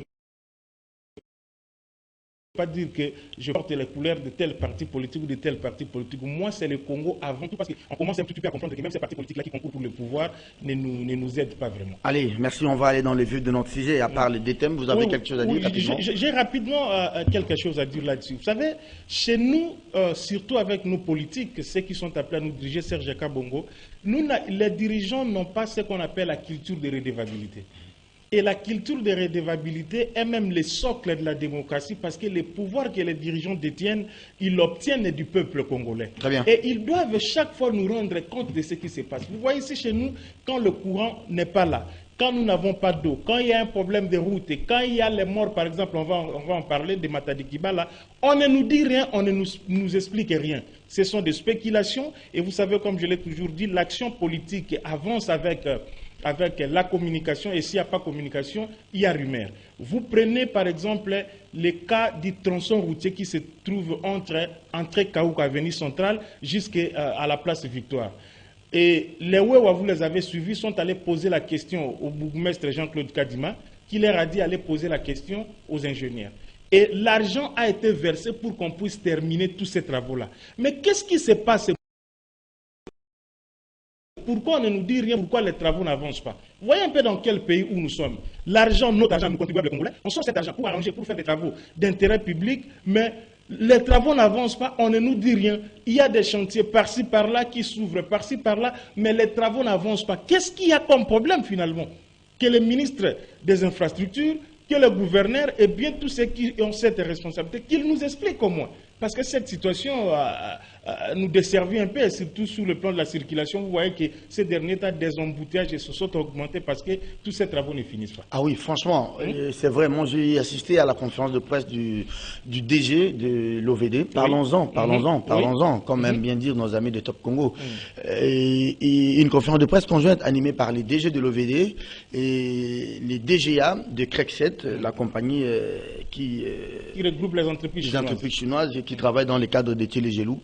Mais je vous dis, par exemple, chez moi, à Kitambo, vous ne savez pas quitter après 7 heures. Il faut quitter au plus tard 5h55. Mais nous sommes, vous avez la parole, mais nous sommes non simplement ça, on aurait bien voulu, c'est vrai que les délais impartis aux travaux, c'est au bout de 36 mois. Mais on aurait bien voulu que quand on ouvre un chantier, qu'on voit quand même que les travaux qui s'effectuent. C'est ça le problème. Vous bloquez la route. Pendant 2 semaines, vous ne travaillez pas. Ça, c'est grave. C'est révoltant. Parce que tout simplement, nous n'avons pas, les dirigeants n'ont pas cette culture de redevabilité. Et ils doivent comprendre comme un peu à la manière des Quinois. Chef de riz. Ce sont nos travailleurs, parce que c'est nous qui leur avons donné les pouvoirs qu'ils ont, le travail qu'ils doivent faire pour nous. Mais qu'on nous dise pourquoi les travaux à Kinshasa par rapport aux infrastructures routières n'avancent pas. Et pourtant, on nous dit par-ci, par-là que l'argent est déjà débloqué. Est-ce que c'est une manière de saboter? Est-ce que quand même les Wewa se donnent ce luxe-là d'aller quand même poser la question? Moi, je les encourage parce que ça ne va pas. Alors que vous avez vos députés provinciaux ou nationaux ici qui ne nous rendent même pas compte et qui ne nous disent rien. Et ça révolte franchement. Alors, je parlais calmement, je parlais de cette conférence de presse. Le DG de l'OVD a justifié la question en disant qu'il y a pas assez de bitume ici dans la ville de Kinshasa. Il a dit ça. La première raison, c'est ça. Mais j'ai posé une deuxième question. Là, il était resté, en tout cas, dubitatif. Il n'a pas répondu. J'ai dit, ben, je prends par exemple la boucle de la place Royale. Vous avez lancé les travaux derrière l'avenue comme à Kaloum et Mwanangongo. Vous avez pris encore l'avenue Loubefou. Là, vous avez lancé les travaux. Ça fait près de 4 mois. Et ces travaux sont restés en état. Rien n'avance. Pourquoi ne pas laisser d'abord l'état des routes tel quel et les jours vous serez prêts et vous lancez les travaux et vous acheminez ça dans un délai record. Et comme vous l'avez dit, double souffrance. D'abord, vous bloquez la route. Sur le plan moral, ça aurait pu être mieux que nous puissions voir les travaux ne serait-ce qu'en train d'être effectués. Oui. Il n'y a rien dans ce sens-là. Mais après, vous venez nous donner des explications du genre, il n'y a pas assez de bitume, il n'y a pas machin, tout ça. On ne gère pas un pays de cette manière-là. C'est pourquoi moi j'ai toujours dit, dans ces pays, logiquement parlant, vous êtes président de la République, Premier ministre ou dans n'importe quel poste de responsabilité, la dictature doit avoir une proportion de 70%. Et 30%, c'est un peu de démocratie parce qu'avec les Congolais, ça ne va pas. Je profite de l'occasion pour saluer un maître pour moi, en tout cas un maître pour moi, il faut que je le dise. Celui qui nous a introduits dans ces métiers, parce que beaucoup de gens ne le savent pas. À l'époque, notre directeur général de Radio Liberté, nous étions encore à la rébellion avec Jean-Pierre Bemba. Oui. Il faut le souligner. Il était assistant et je suis très heureux qu'il soit aujourd'hui devant moi. Il est professeur des universités. Je parle de Josué Voto qui est à côté de moi. Très bien. Je tire mon chapeau et je le salue très respectueusement. Allez, il faut respecter ceux qui ont vécu. On est tous passés par là. Allez, le deuxième invité, sans même en vouloir, bon, on l'a déjà présenté, José Adolphe Voto. C'est pas dans ses habitudes. Hein. Il est venu aujourd'hui en retard. Lui, il vient toujours avant moi. Il vient avant les présentateurs. Allez, Moro Zambé, on peut aller chez José Adolphe Voto. Voilà, vous êtes là en train de me suivre. Vous oubliez qu'il fallait prendre les professeurs. José Adolphe Voto, bonjour et bienvenue. Bonjour, Serge. Qu'est-ce qui s'est passé pour la première fois? Vous êtes un peu en retard de 4 minutes, 5 minutes, 6 minutes. Bah, je ne sais pas l'expliquer. On attribue maintenant les embouteillages de Kinshasa aux travaux, aux chantiers. On a lancé les travaux partout et au même moment. Mais malheureusement, il s'est fait, comme je viens de le dire, quand vous entriez, on était en train de vous maquiller là. Le DG de l'OVD m'a dit, devant les confrères, que la ville avait connu un problème de bitume. Je vois maintenant chez nous à Kitambo, sur l'avenue Oya, en sortant vers l'hôpital, on a bloqué la route, ça fait 2 semaines, mais il n'y a pas de travaux. C'est un peu partout. Le dimanche, je voulais prendre Kassavoubou pour aller rapidement vers le pont Gabi. Ça me raconte que Kassavoubou n'est plus praticable au niveau du grand marché. Non seulement le grand marché a été bloqué, mais chaque fois que Kassavoubou a été bloqué. Ce qui m'inquiète, c'est que les gens n'ont pas peur de mots dans ces pays. Les hommes politiques n'ont pas peur de mots. Quand j'ai entendu ce programme, Kinshasa zéro trou, j'ai dit, mais comment vous pouvez dire ça? Quand vous dites Kinshasa zéro trou, ça veut dire quoi? C'est un idéal. On n'a pas dit qu'il y aura plus de... Non, mais il ne faut pas le dire. Quand vous dites zéro trou, mais c'est zéro trou. C'est un idéal. Vous allez commencer à nous expliquer que c'est un idéal. Et quand vous commencez, on se rend compte que même le minimum n'est pas fait. C'est ça que je dis, qu'on n'a pas peur de mots. Non, le gouvernement s'était réjoui lors du dernier conseil des ministres de l'avancement des travaux. Quand on s'est réunis, on dit, OK, on commence un programme. Nous allons l'appeler comment? Je crois que... C'est ça qui motive les gens. Hein? Quand on nous dit qu'il cherche à zéro trou, vous dites c'est un idéal, mais nous attendons. Mais est-ce que ce gouvernement-là, est-ce que l'hôtel de ville a le moyen de sa politique? Vous dites qu'il s'agit de zéro trou et vous vous rendez compte qu'il n'y a pas de budget. Oui, ça c'est le DG de l'OVD qui me l'avait dit. Oui. Et comme mon collègue l'a dit tout à l'heure, quand vous le dites, vous ne saviez pas qu'il n'y a pas... OVD ne sait pas qu'il n'y a pas de budget à Kinshasa. Il ne savait pas. Mais pourquoi lancer les travaux partout et au même moment? C'est ça les questionnements. Ça c'est inquiétant. Donc je crois que nos dirigeants doivent être conséquents. Et j'ai comme l'impression que c'est plus des actions politiques que des actions sociales. On veut lancer partout. On invite les caméramans. Voilà, on a commencé. Nous, on travaille. On n'a pas besoin. Si vous faites le travail, même si vous ne passez pas là, nous, ça passe pas la télé, nous, on saura. Parce que ça a de l'impact sur notre quotidien. Et on saura qu'on a fait le travail. Ah ben maintenant, il faut vous habituer à quitter vos maisons le matin. Mais le problème, c'est que les mêmes mouvements est signalé le soir. Déjà à partir de 15h, vous avez vu ces bouchons sur le boulevard du 30 juin, sur l'avenue Ouileri, sur l'avenue 24 novembre. En tout cas, c'est un spectacle désolant auquel nous sommes appelés à nous habituer. C'est tout à fait normal que ça vienne le matin et le soir parce que, je vous l'ai expliqué une fois ici, Kinshasa a été conçu par le colon comme un entonnoir, comme deux entonnoirs qui se connectent. Comment on appelle ça? Les sabliers. Les sabliers, il y a une partie en haut qui est ouverte, une partie en bas qui est reliée par un couloir. Et ce couloir-là, c'est la prolongation de l'avenue Sendoué et Triomphal. Oui. Ça, c'est la colonne vertébrale de Kinshasa. Et c'est pourquoi tout le jeu d'embouteillage, pour traverser la ville de l'est à l'ouest, il faut passer forcément par là. Et nous, tout dans le matin, tout le monde vient en ville, et le soir, tout le monde quitte la ville pour rentrer chez soi. Il faut repenser la structure de la ville, décentraliser les services, pour se poser la question, pourquoi les gens viennent en ville? Pourquoi tout le monde doit venir en ville? Alors, ceux qui viennent chercher en ville, il faut les mettre chez eux. Nous y a tenté avec les marchés de la liberté, mais ça ne marche toujours pas. Il faut en créer tant d'autres, de nouvelles villes, délocaliser les palais du peuple pour envoyer ça, par exemple, à Maluku. Comme ça, on sait que les députés sont là-bas, ils habitent là-bas. On a commencé à dire que ça fait près de 15 ans, mais... Mais il n'y a pas que le marché. Pourquoi les gens viennent en ville? Ils viennent pour les banques, ils viennent pour l'administration, ils venaient pour les grands marchés centrales. Donc, tous ces services-là, il faut les décentraliser. Ils viennent pour les universités. À part l'UNIKIN, toutes les universités de l'État sont à la Gombe ou aux environs. Et donc, le matin, tout le monde vient pour ça. Alors, il faut décentraliser, il faut créer d'autres universités vers la Tchangou, il faut créer d'autres services de l'État vers là-bas, les banques là-bas, pour que les gens restent chez eux. Une phrase, si vous le permettez, Serge, c'est même ça, il faut repenser la ville de Kinshasa. Mais on a un projet ici, comment Félix a lancé un projet, ça s'appelle comment Non, Kitoko, quelque chose comme ça. Oui, c'est ça même l'idéal. Vous recevez souvent notre jeune frère Fiston Ilang ici, qui est un urbaniste et qui ne cesse de revenir sur cette question-là. Je crois que le prof Voto l'a dit, il faut décentraliser les services de l'État. Si par exemple, nous avions le palais du peuple, comme vous dites, nous avons le palais du peuple à Maluku, tous les députés iront là-bas et il y aura les mouvements inverses. Le ministère de la Défense, vous le placez en selle. Vous prenez le ministère de l'Intérieur, vous l'envoyez par exemple à cette histoire de... à Ngaba par exemple. Même à Kinshasa. À Kinshasa, tout ça. Vous voyez un peu.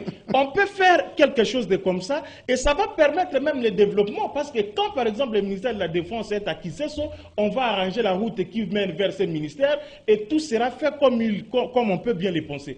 Et ceci demande tout simplement une intelligence de la part de ceux qui nous dirigent pour amener les choses par rapport aux politiques publiques. C'est comme disait un ancien diplomate français, je crois que c'est Jacques Mon, hein, il s'appelle Jacques Mon, il parlait de la République de la Gombe. On a gombénisé un peu la République. Voilà. Pendant ce temps, il faut se souligner, si Gombe a des services, par contre, on a vendu toutes les résidences, presque toutes les résidences de l'État à la Gombe. Gombe n'appartient plus aux Congolais. Gombe appartient aux expatriés. Aux expatriés. À part le service public, le reste, c'est les expatriés. Ah oui. Presque aucun ministre habite la Gombe. Gombe, tous les ministres habitaient la Gombe. Et c'est ça l'une des raisons des embouteillages. Les ministres habitent Mbiza. Ils sont à ma campagne. À ma campagne. Et tout le matin, une cinquantaine de ministres avec cortège doivent quitter ma campagne pour venir à la Gombe avec toutes les conséquences. Alors chacun veut passer premier, il brûle le feu rouge, il bouscule tout le monde. C'est ça la raison aussi des embouteillages. Allez, confusion totale. J'ai parlé en termes de désordre ou de toïboï à Matadikiba la semaine dernière. Les pouvoirs publics avaient pris la décision de pouvoir fermer, je ne sais pas moi définitivement ou momentanément, ces lieux de négoce. Mais hier, il y a eu quand même des témoignages comme quoi les vendeuses et vendeurs, ils ont fait comeback et ils ont continué à étaler leurs biens comme si de rien n'était. Vous savez, Serge, gouverner, c'est prévoir. Lorsqu'on aspire aux fonctions étatiques ou bien aux fonctions publiques, on n'aspire pas à exercer ces fonctions pour soi. on les exerce pour d'autres. Donc en réalité, la politique devait être comprise chez nous comme un apostolat. Malheureusement, ici chez nous, la politique c'est une affaire. Je deviens politicien pour avoir de l'argent, ajouter un peu plus de femmes et avoir des maisons, envoyer mes enfants en Europe. Dommage pour la République démocratique du Congo et avec les foutus politiciens que nous avons ici. Vous savez, moi, j'ai appelé le gouverneur. Comme d'habitude, il répond difficilement. Il n'a pas répondu au téléphone. Mais je suis allé chez le pasteur Godet. Je lui ai posé la question. Qu'est-ce qui se passe? Vous êtes le président de l'Assemblée provinciale de la ville de Kinshasa. Expliquez-moi qu'est-ce qui se passe au niveau de ce marché de Matadi-Kibala. Les travaux pour la construction du nouveau marché ont été lancés par le gouverneur il y a 2 ans. Je le disais ici tantôt. Avec le projet Papakin. Voilà, je le disais ici tantôt. L'action politique doit toujours être accompagnée par la communication. On va arriver avec les cas BAU, toutes les institutions sont muettes, on ne comprend pas qu'est-ce qui se passe. Alors, si vous ne communiquez pas, si vous n'expliquez pas, les spéculations vont prendre le devant et puis on va mal comprendre la chose. Ça s'appelle les financements pour le cas précis de ces marchés devraient venir du gouvernement central. Quelque part, Kimbuta avait aussi raison quand il avait dit Papa Matata, Talasogi Misala Ngo et Zotamblate Pombongo Zate. Alors, on n'explique pas aux Kinois que Ngobila a des difficultés en termes d'argent. C'est ça Maloukonde, laissez-moi l'appeler comme ça parce que lui, le chef du gouvernement, qui doit envoyer l'argent pour qu'on puisse construire ces marchés. Ça, c'est un problème. Un deuxième problème. Attendez. Par rapport à ces premiers problèmes, j'aimerais vous rencontrer quand vous dites qu'il y a un problème d'argent. Donc, vous saviez qu'il y avait un problème d'argent, ça c'est le 1. Deuxième élément, j'ai suivi Ngobila et ses communicants ou communicateurs dire non, quand il a posé la première pierre, il s'est rendu compte que c'était un site qui est relié avec la famille Maman Mobutu. Donc, quand on venait poser la première pierre, selon votre argumentaire là, il ne savait pas qu'il n'y avait pas d'argent. Non, non, le problème, ce n'est pas au niveau de la pose de la première pierre. Oui. Encore que le conflit que vous dites ici, on nous dit que la propriété appartiendrait à la famille Maman Mobutu et que la justice ayant rendu ces décisions, on est dans un état de droit, il faut respecter. Bon, ça encore, je trouve que c'est juste des faux fouillants. Mais le problème ici, c'est que vous êtes dirigeant, vous devez répondre aux aspirations, aux attentes du peuple. Non, mais écoutez, quand vous allez poser la première pierre, moi je suis père de famille, avant de lancer un chantier ou quelque chose, je dois me rassurer. Je dois me rassurer que ce n'est pas un terrain qui est relais, ça c'est un. Je dois me rassurer qu'il y a déjà l'argent qui est disponibilisé. Vous êtes gouverneur de la ville, vous vous réveillez, vous venez poser la première pierre, après vous dites qu'il n'y a pas d'argent. Ça c'est un aspect. Moi, je ne cesserai sur ce point, je comprends votre coup de gueule, de charger le président de la République. Parce qu'après tout, c'est lui qui est invité dans ses poses de première pierre par-ci, par-là, Kinbopeto, tout ça, ainsi de suite. Centrale solaire. Oui, mais après, on ne voit... Ça, il faut quand même qu'on le dise, on ne voit pas les travaux avancer. Maintenant, je parlais du deuxième aspect des choses, c'est que nous-mêmes, Congolais, nous avons une part de responsabilité, et notamment les Kinois. Comment les gens sont morts dans un endroit et dans des circonstances telles que nous avons vues, mais 24 heures, 48 heures après, juste l'avenue qui suit, les gens continuent à vendre librement. Et j'ai suivi les reportages, si vous le permettez, de Top Congo hier.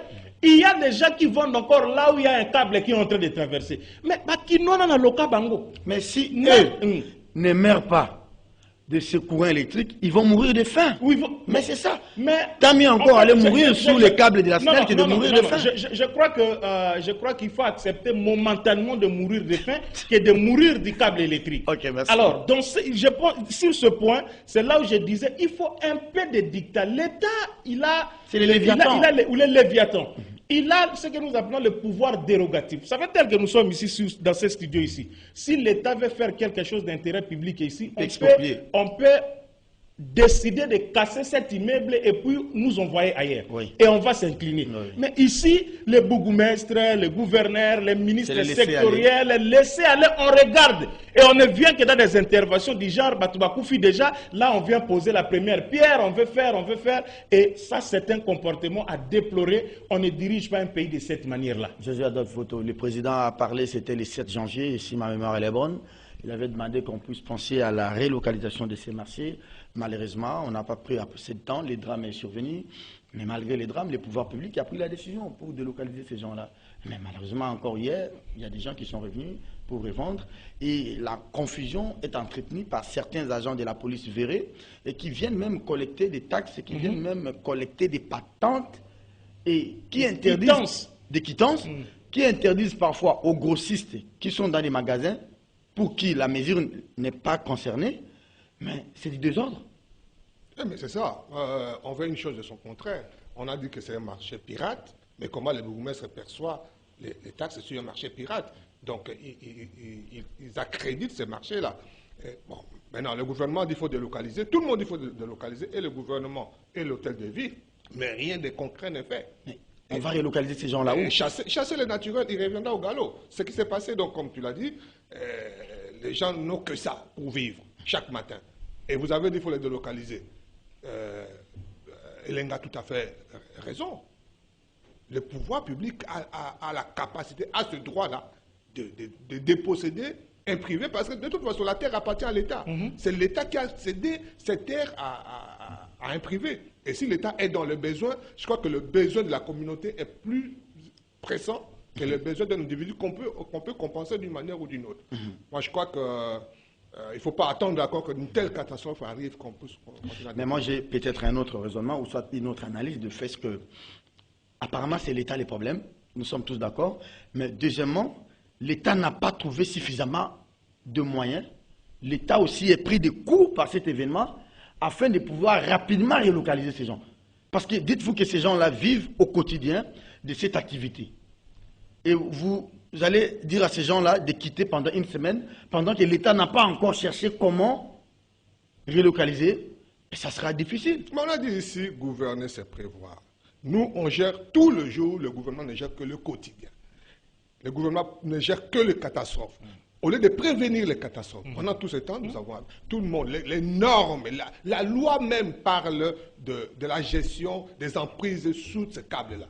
Il y a une loi qui existe, mais ça n'a jamais été respecté. Si vous parcourez l'espace Moi, ça m'énerve quand je vois comment les gens ont construit sur les rails, sur les espaces de l'ONATRA. Donc je dis, mais c'est des sorciers. Tu mets ta fondation sur les rails. Qu'est-ce que tu penses? Que dans cette ville, il n'y aura jamais de train? Il n'y aura jamais de rails? Et quand l'État va se réveiller un jour pour dire on doit récupérer ce terrain et casser, les gens vont pleurer. Donc je crois qu'il faut prévenir. Quand le mal est encore tout petit, il faut prévenir, il faut conscientiser, il faut régler ça au lieu d'attendre qu'il y ait catastrophe. Mais on a quand même trouvé, comme on dit, une solution. Je veux parler peut-être en termes des débuts de solution pour le véhicule. On a délocalisé l'arrêt pour l'amener là où il y a Mitendi. Ça c'est bon. Mais c'est question que l'État dise aux vendeurs, aux vendeuses, momentanément, allez dans tel endroit. Et dans ces cas-là, si ils vont s'obstiner à rester, le pouvoir va s'exécuter. L'État a le moyen de la pression. La force, c'est à la loi. Donc là où nous, les citoyens, on veut faire à notre tête, l'État a la capacité. C'est pourquoi la police existe. Et je crois que l'hôtel de ville et le gouvernement doivent prendre ses responsabilités. Serge, vous savez, les changements ont un prix. Les changements, dans le sens positif, ont un prix. Et donc, il faut payer ces prix pour arriver au bonheur de tous. C'est ça le problème. Il faut payer ces prix. On dit on ne fait pas des omelettes sans casser les œufs. La raison que vous avancez, aujourd'hui, tous ces milliers de Quinoises et Quinois qui vendaient au grand marché, parce que le gouverneur Ngobila nous a dit on doit moderniser les grands marchés. Mais ils sont où? Qui des gens vous a amené ici que non, à Koufi parce que Bakangiza Ndomnen? Ils continuent à vivre. Et vous allez nous avancer chaque fois les raisons autour de l'argent, Les millions qu'ils volent ici, jour et nuit, tous ces procès auxquels nous assistons, ce sont des millions. Je venais ici et je pris des dames là que j'ai ramenées en ville. On était en train d'échanger, mais quand vous attendez ces millions, c'est comme ces millions en francs congolais. Ce sont des millions de dollars. Alors, pour voler ces millions, c'est construire des maisons, faire tout ce qu'ils peuvent faire, là, il y a de l'argent. Mais s'il faut construire des routes, construire des marchés, construire des biens d'utilité publique pour le bonheur de tous, là, il y a un problème d'argent, il y a ceci. Mais c'est la sorcellerie à laquelle nous assistons. Et on peut, non, mais franchement, c'est la sorcellerie, on ne peut pas qualifier ça d'un autre mot parce que ça ne peut pas marcher comme ça. Et je reviens encore pour dire, je continuerai à charger le président. Si le président ne comprend pas que tout ceci, c'est lui le comptable en 2023, si réellement il y aura élection, même si on n'aura pas en 2023, ça c'est un autre sujet, il y aura toujours élection dans ces pays, c'est Tshisekedi qui va venir devant les Quinois, devant les Équatoriens, devant tes frères de Boudjala, devant qui que ce soit, devant les marches à Moumeno pour dire que, écoutez, je vous ai servi pendant 5 ans et voici les résultats. Très bien, merci. Joseph Photo, on va clôturer avec ces thèmes. Mais je pense que puisque c'est un peu un marché, comme on dit, interprovincial, hein, interprovince, il y a une partie de Kinshasa, il y a une partie du Congo central. Des biens qui sont coulés là-bas, ça vient nécessairement pour la plupart du Congo central. Hein. Je pense qu'il faut garder, s'il y a une idée de pouvoir relocaliser ces marchés, il faut garder ça du côté Mité, à mon avis. Hein. La question, un peu à l'intérieur. C'est d'abord une question de disponibilité, une question d'espace, parce que c'est un grand marché. Quand ils étaient dans la rue, on ne réalisait pas, hein, mais tous ces gens-là, c'est beaucoup de monde. Il faut un grand espace et il faut réfléchir pour en trouver. Mais vous savez que c'est de l'emploi aussi pour ce moment-là. Oui, bien sûr. Ah, parce qu'il y a des gens qui ont des crédits chez Finca, il y a des gens qui ont des crédits chez tel. Et qui remboursent. Qui remboursent, par exemple, mensuellement, hebdomadairement, mais vous allez fermer jusqu'à quand, comme disait Cicéron. L'hôtel de ville a de services, a l'obligation de trouver des solutions, même si ça peut être à l'entrée du Bas-Congo, même à l'intérieur même de la ville. Peut-être dans toute la commune de Mongafula ou de Ngalema, chercher un espace où... Mais la fougue avec laquelle on a vu Ngobila et Tshisekedi trancher cette affaire du marché central, on ne sent pas cette fougue aussi quand il y a des choses comme ça. Par contre, au marché central, on a évoqué la question de salubrité, on a évoqué la question de la modernité. Mais là, il y a eu mort d'homme.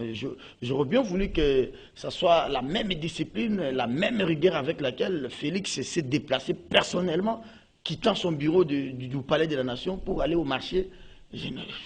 Comme que c'était une erreur. À l'époque, j'ai dit que c'était une erreur. Je dis, mais qui a amené le président là-bas? Amené le président à Bandal pour lancer Kimbopeto. Amené le président au marché central. En fait, le gouverneur a fait de piéger le président. Si ça marche, c'est lui le gouverneur. Si ça ne marche pas, c'est le président. Est-ce que pour nettoyer le Nord-Ubangi, le gouverneur de Nord-Ubangi a besoin d'inviter Félix? Félix, il y a un truc qui est c'est ça. On peut rire, mais je vous dis sincèrement, c'est ça le problème. Mais comme je le disais, le comptable, c'est lui Félix, on ne malheureusement, il n'y a pas d'élection chez nous au Nord-Ubangi. Sinon, les jours, je suis élu gouverneur du Nord-Ubangi.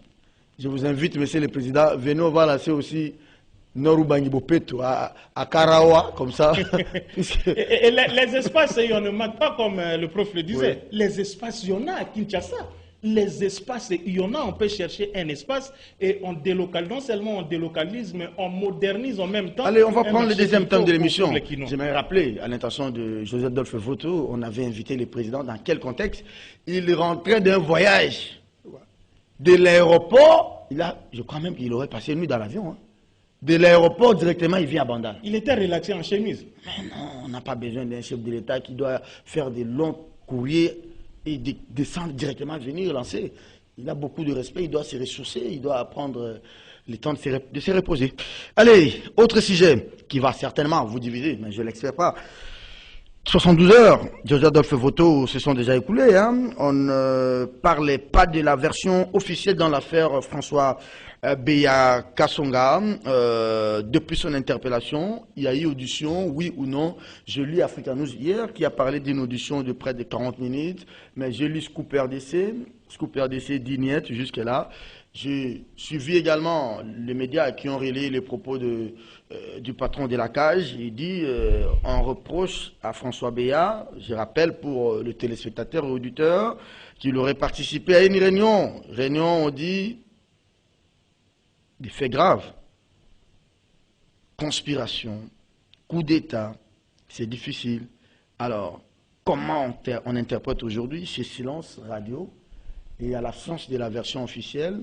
C'est maintenant ce qu'on appelle chez nous dans la profession phénomène radio-trottoir. C'est très déplorable qu'un fait aussi gravissime qui est devenu un secret de polichinelle. Nous tous on sait que Beya est arrêté, mais sauf le gouvernement qui n'en parle pas. Le gouvernement n'en parle pas, le service de l'État n'en parle pas. C'est la sensibilité de la question. Mais alors, qu'est-ce qui est sensible? C'est notre avenir. Il s'agit, on appelle de sécurité de l'État, mais l'État c'est qui? C'est nous. C'est notre sécurité. On dit des choses, ça risque encore de troubler l'ordre. Non, vous êtes journaliste, Serge. Ce qu'on dit, c'est même un tweet. Un tweet de 3 phrases. Même pas de livrer les secrets d'État. Ne fût-ce qu'un tweet de 3 phrases pour apaiser les citoyens. Dire l'ANER attend à telle date, attendu à telle date, M. Beya, pour des questions de soupçons de sécurité. Ou dans une enquête. Point. C'est tout. Au moins, ça vient par la bouche autorisée. Ce n'est pas Kapiamba, le porte-parole du gouvernement, je suis désolé. Ni de l'ANER. Aujourd'hui, Kapiamba est devenu porte-parole du gouvernement depuis que Félix est au pouvoir. Non, mais ce n'est pas normal. Ce n'est pas normal. Et nous, on a droit à l'information. L'information, c'est un droit. Nous, on a élu... Et c'est consacré dans la Constitution. C'est un droit. On doit savoir ce qui se passe. Mais c'est déplorable. Mais j'espère. Et puis, aujourd'hui, l'ANER, est dommage pour lui, Béa et Kalev, qui nous ont habitués à retenir des gens à l'ANER au-delà de 48 heures. 48 heures déjà aujourd'hui. Ah oui. On va savoir ce qui va se passer. On va les transférer au parquet. On va les garder à l'ANER. Et là encore, c'est flagrant. Pourquoi on doit les garder? Les informations que j'ai, c'est qu'il refuse de parler. Il ne veut pas parler. Il veut parler devant son patron. Bon, on ne sait pas ce qui va se passer.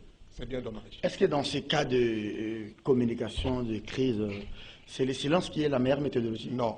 Le silence n'a jamais été la même méthodologie, jamais que ce soit politique. Ici, ce n'est pas politique. C'est une affaire d'État. Ce n'est pas une affaire politique, c'est une affaire d'État. Et le gouvernement doit donner un communiqué de presse. Il n'y a plus de communiqué de presse dans ces pays. Un communiqué de presse en 2-3 phrases pour fixer les esprits, dire on attend les enquêtes. Mais ce n'est pas à un privé. Kapiamba, c'est un privé. De nous fixer sur les affaires de l'État à très haut niveau. Ce n'est pas normal. Alors, ce silence profite à qui finalement? Ça profite à personne. À François Béat, ou ça profite à ceux qui l'ont interpellé? Parce que moi, je fais aussi la communication comme vous. J'ai comme l'impression que dans l'opinion, ça risque de créer des doutes et l'opinion va se dire avec ces systèmes de radio trottoirs et des réseaux sociaux qu'on a quelque chose à cacher. Justement, donc tant qu'il n'y a pas de ça c'est mon analyse, hein, je peux bien. Mais justement, vous avez tout à fait raison. Tant qu'il n'y a pas de transparence, le fait seulement que depuis 48 heures, personne ne dit rien, c'est qu'il n'y a pas de transparence.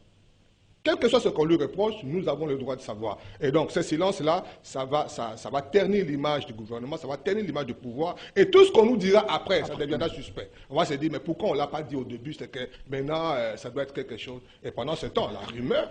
Je vais revenir à vous. Allez, c'est à la chance des faits, on dit d'ailleurs, la nature a horreur du vide. C'est-à-dire, vous ne donnez pas la version officielle, les réseaux sociaux, tout. Mais moi, je peux encore comprendre la position du gouvernement, même si José Adelvoto n'est pas d'accord avec moi.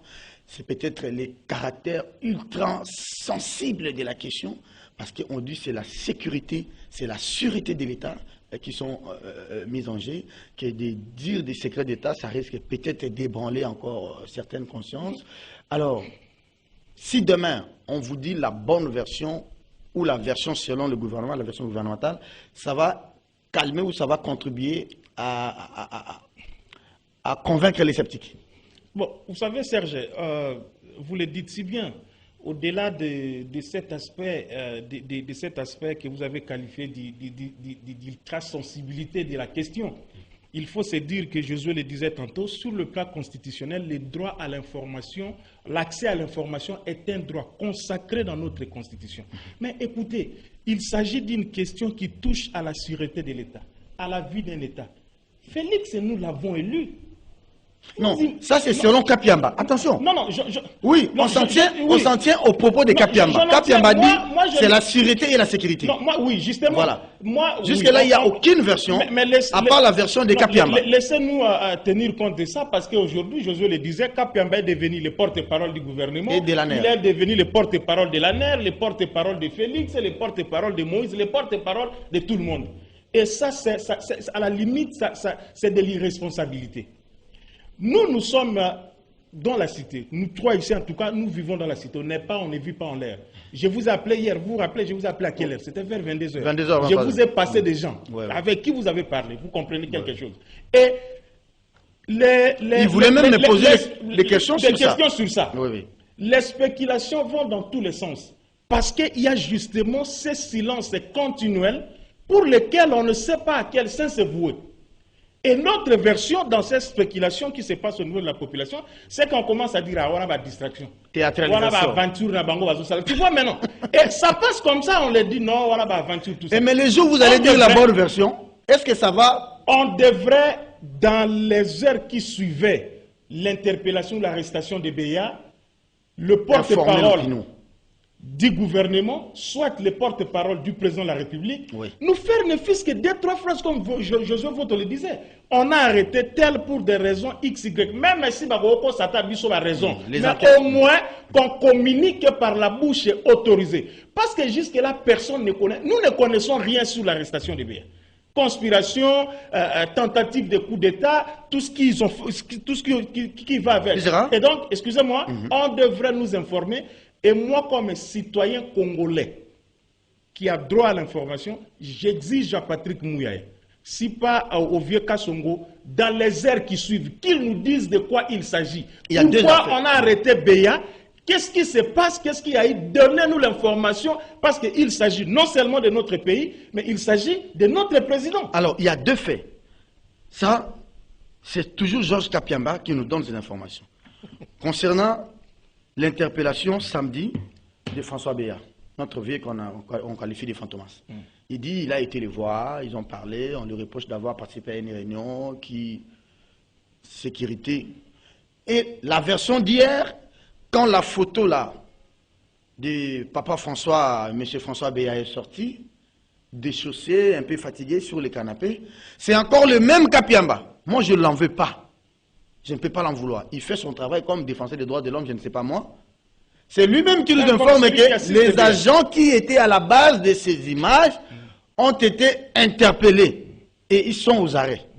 Et il demande même des sanctions exemplaires. Il n'y a que Kapiamba qui peut nous donner ces informations. Mais par rapport à ça, par exemple, moi je trouve quand même que même si nous sommes à l'ère des technologies de l'information et de la communication, vous savez, la vitesse avec laquelle l'image et la parole roulent aujourd'hui, on ne sait pas d'où ça vient, on ne sait pas reprocher qui, mais pour ça au moins c'était indécent. Parce que sur le plan du droit, au-delà de tout ce qu'on peut reprocher à François Béa, il est encore jusque-là présumé innocent. Non, il est déjà condamné d'office avec j'ai dit sur le plan du droit. Avec déjà ce qu'on a fait de lui avant-hier, il est condamné. Moi, je reste scientifique, je reste sur le principe, sur le plan du droit. Il est encore présumé innocent parce qu'aucun procès n'a été tenu à l'endroit de Béa et à l'issue duquel on l'a condamné pour des faits clairement lui reprochés. Vous voyez. Mais on prend des photos graves encore, toujours par rapport à Kapiamba. Ce sont les agents de l'ANER.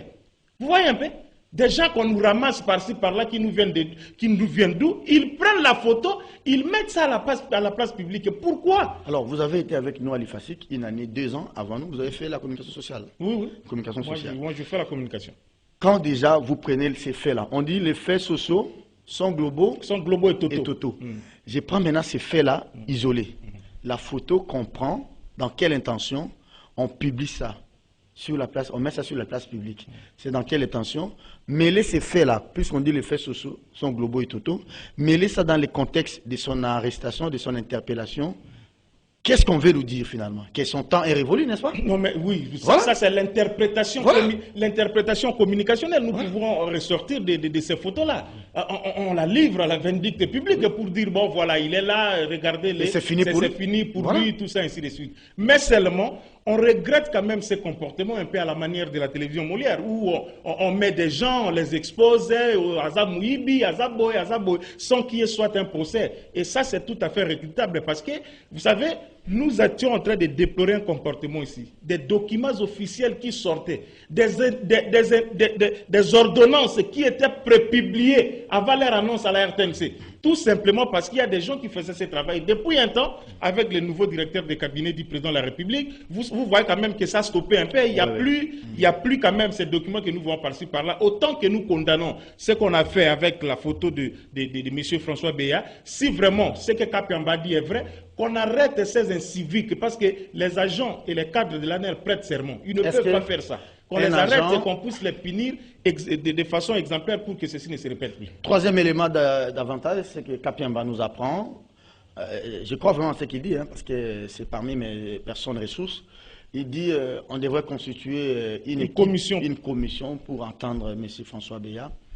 La commission devrait être mise en place depuis hier, peut-être ça sera aujourd'hui. Il parle des inspecteurs, je l'ai suivi sur les médias locaux ici. Mais si il a testé que ceux qui ont pris des photos avec François Béa, conseiller encore du président de la République, dénudé de cette manière-là, est-ce qu'ils ne l'ont pas fait en complicité avec leur chef hiérarchique. Ou bien ils l'ont fait d'une manière isolée. Et c'est dans quel objectif? Parce qu'on sait qu'on peut clôturer l'affaire et François retourne comme spécial. N'est-ce pas que c'est fait pour dire que son temps est révolu? Oui, je note que ça se passe à l'absence du président. Vous vous rappelez que l'affaire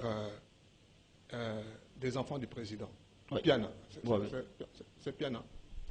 Quel Gisèle. Oui, l'affaire Gisèle Pella. Gisèle Pella. C'était l'absence du président. C'est un peu comme Pigeran Pella. Voilà. Ouais. C'est ma sœur d'ailleurs. Ouais. Ma sœur de l'Équateur. C'était à l'absence du président. Le président n'était pas à Kinshasa. Et c'était toujours la sécurité. Je me dis, est-ce que ce n'est pas une méthode que si le président n'est pas là, on active un processus et il est mis devant les faits. Kabound aussi, à l'absence du président. Voilà, oui. Kabound aussi. Donc, les grosses affaires liées à la sécurité, on active ça à l'absence du président. Mais ça transmet une sorte de complot qui ne dit pas son nom et on l'exécute Alors, comme une sorte de règlement de compte à l'absence du président. ou alors, de deux choses l'une, ou alors le président laisse des consignes, ou alors, ce sont les autres qui mettent le président devant les faits et c'est très dommage. Dans tous les cas, au-delà de la photo qui a circulé, moi je crois que François Béat, conseiller spécial du président, c'est fini. Vous savez, un conseiller spécial, c'est comme la femme du président. Il n'y a pas deux personnes le président écoute comme son conseiller spécial et sa femme. Vous savez, Il entre et il sort quand il veut. Oui. Vous savez, moi quand j'étais jeune, à l'époque de Mobutu, voici comment on définissait le conseil spécial. À l'époque, c'était Setial. Oui. Voici comment nous définissons quand on était des enfants. On dit, les conseillers spéciaux du président, c'est la personne, d'abord, c'est le goûteur du président. Donc, si le président arrive quelque part à l'Issala, on prépare une zombo à manger, c'est lui qui va goûter. S'il n'est pas mort, le président va venir manger. Oui. C'est lui, quand on étale un lit, parce que le président n'a même pas son lit, il vient, il couche sur le lit, il va se balancer à gauche, s'il n'explose pas, c'est qu'il n'y a pas de bombe, le président peut venir coucher. Alors, vous voyez cet homme-là, là où on l'a amené aujourd'hui, il y a rupture de confiance. Et je crois que c'est très difficile qu'il revienne aujourd'hui. Donc la publicité de cette photo participe à cette politique? Aussi, ça participe à cette politique, mais bon, on attend d'abord l'issue des enquêtes. Qu'est-ce qu'on lui reproche exactement, on ne le dit pas. Mais tout sauf coup d'État. Alors, très bien. Maintenant, vous avez 2 minutes à chacun, puis on laisse d'abord José Adolphe Voto et vous allez terminer l'émission.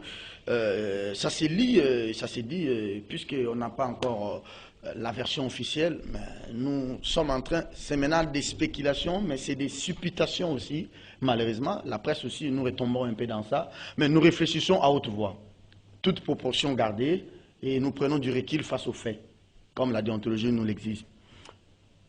On parle des guerres des clans, et il fallait régler des comptes à lui. Et lui aussi, il avait des dossiers contre Bisselele, il avait des dossiers contre Corneille Nangaa, dans une affaire des carrés miniers, dans les Kivu, tout comme dans l'ex-grande province orientale.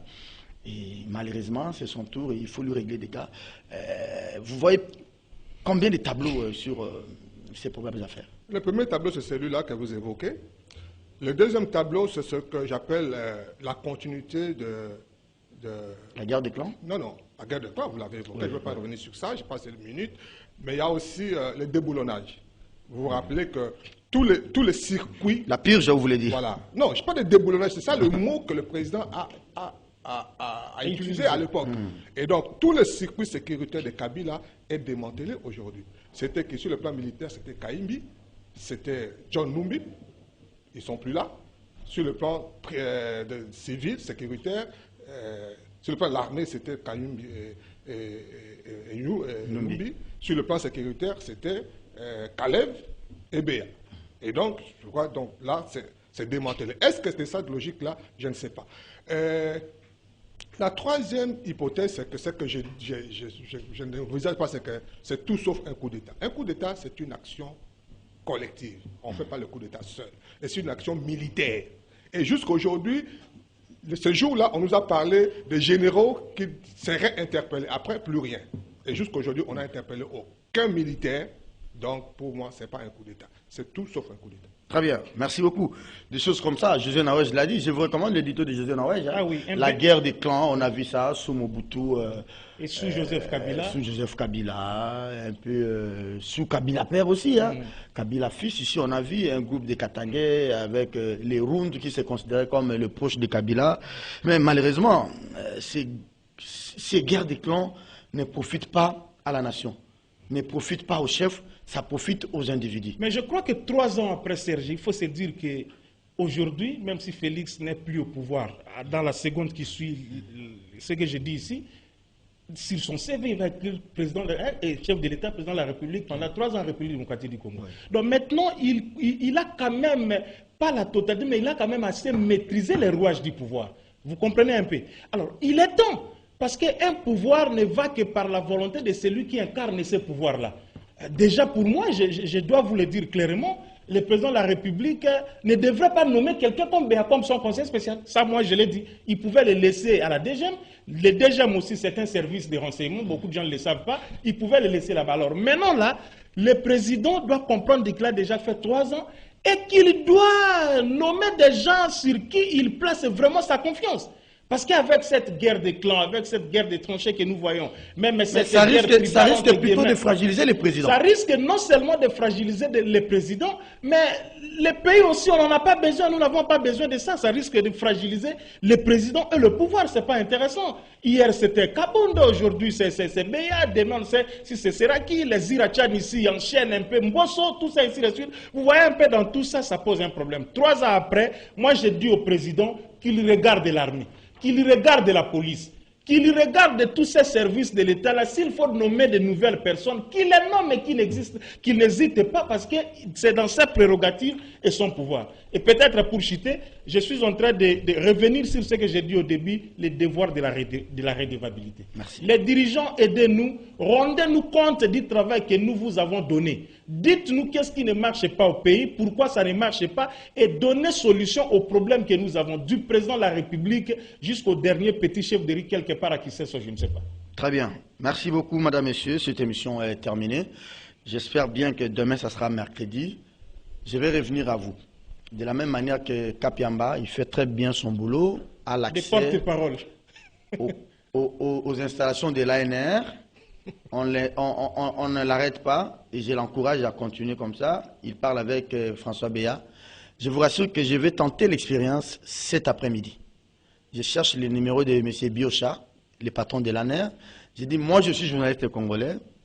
Je vais quand même entrer en contact avec vous. Dites-moi, comme vous le dites à Kapiamba, pour vous relayer, ou bien que je vois M. François Beya, pour que lui aussi me dise de quoi il s'agit réellement. Je vais vous donner son numéro. Merci beaucoup. Je l'appelle, s'il ne décroche pas, je vais laisser un message voice ou un message WhatsApp. Parce que c'est aussi des droits garantis par la Constitution. Donc, si vous n'avez pas un chargé de communication à l'ANR, moi je vais vous atteindre, vous, personnellement, monsieur le numéro 1 des services. Dans l'entretemps, excusez-moi, les services devraient continuer au CNS, bien c'est la débandade, je crois bien. Non, mais l'État continue, le service de l'État continue. Non, l'État doit continuer à vivre. Ce n'est pas parce que M. Beya n'est pas là, il n'est pas le seul qui incarnait le Conseil national de sécurité. Le Conseil national de sécurité, c'est une structure composée de plusieurs personnes. Le travail doit continuer. Il faut rappeler que le patron de CNS, c'est le président de la République. C'est le président de la République. Voilà. Mais les conseillers paient par délégation diriger. Voilà.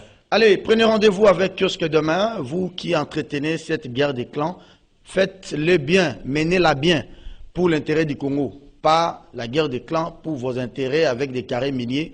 Et à la fin, c'est les pays, c'est les chefs de l'État qui en sortiront perdants. Nous vous regardons. Allez, Allez, Kiosque, c'est terminé. Demain 9h30.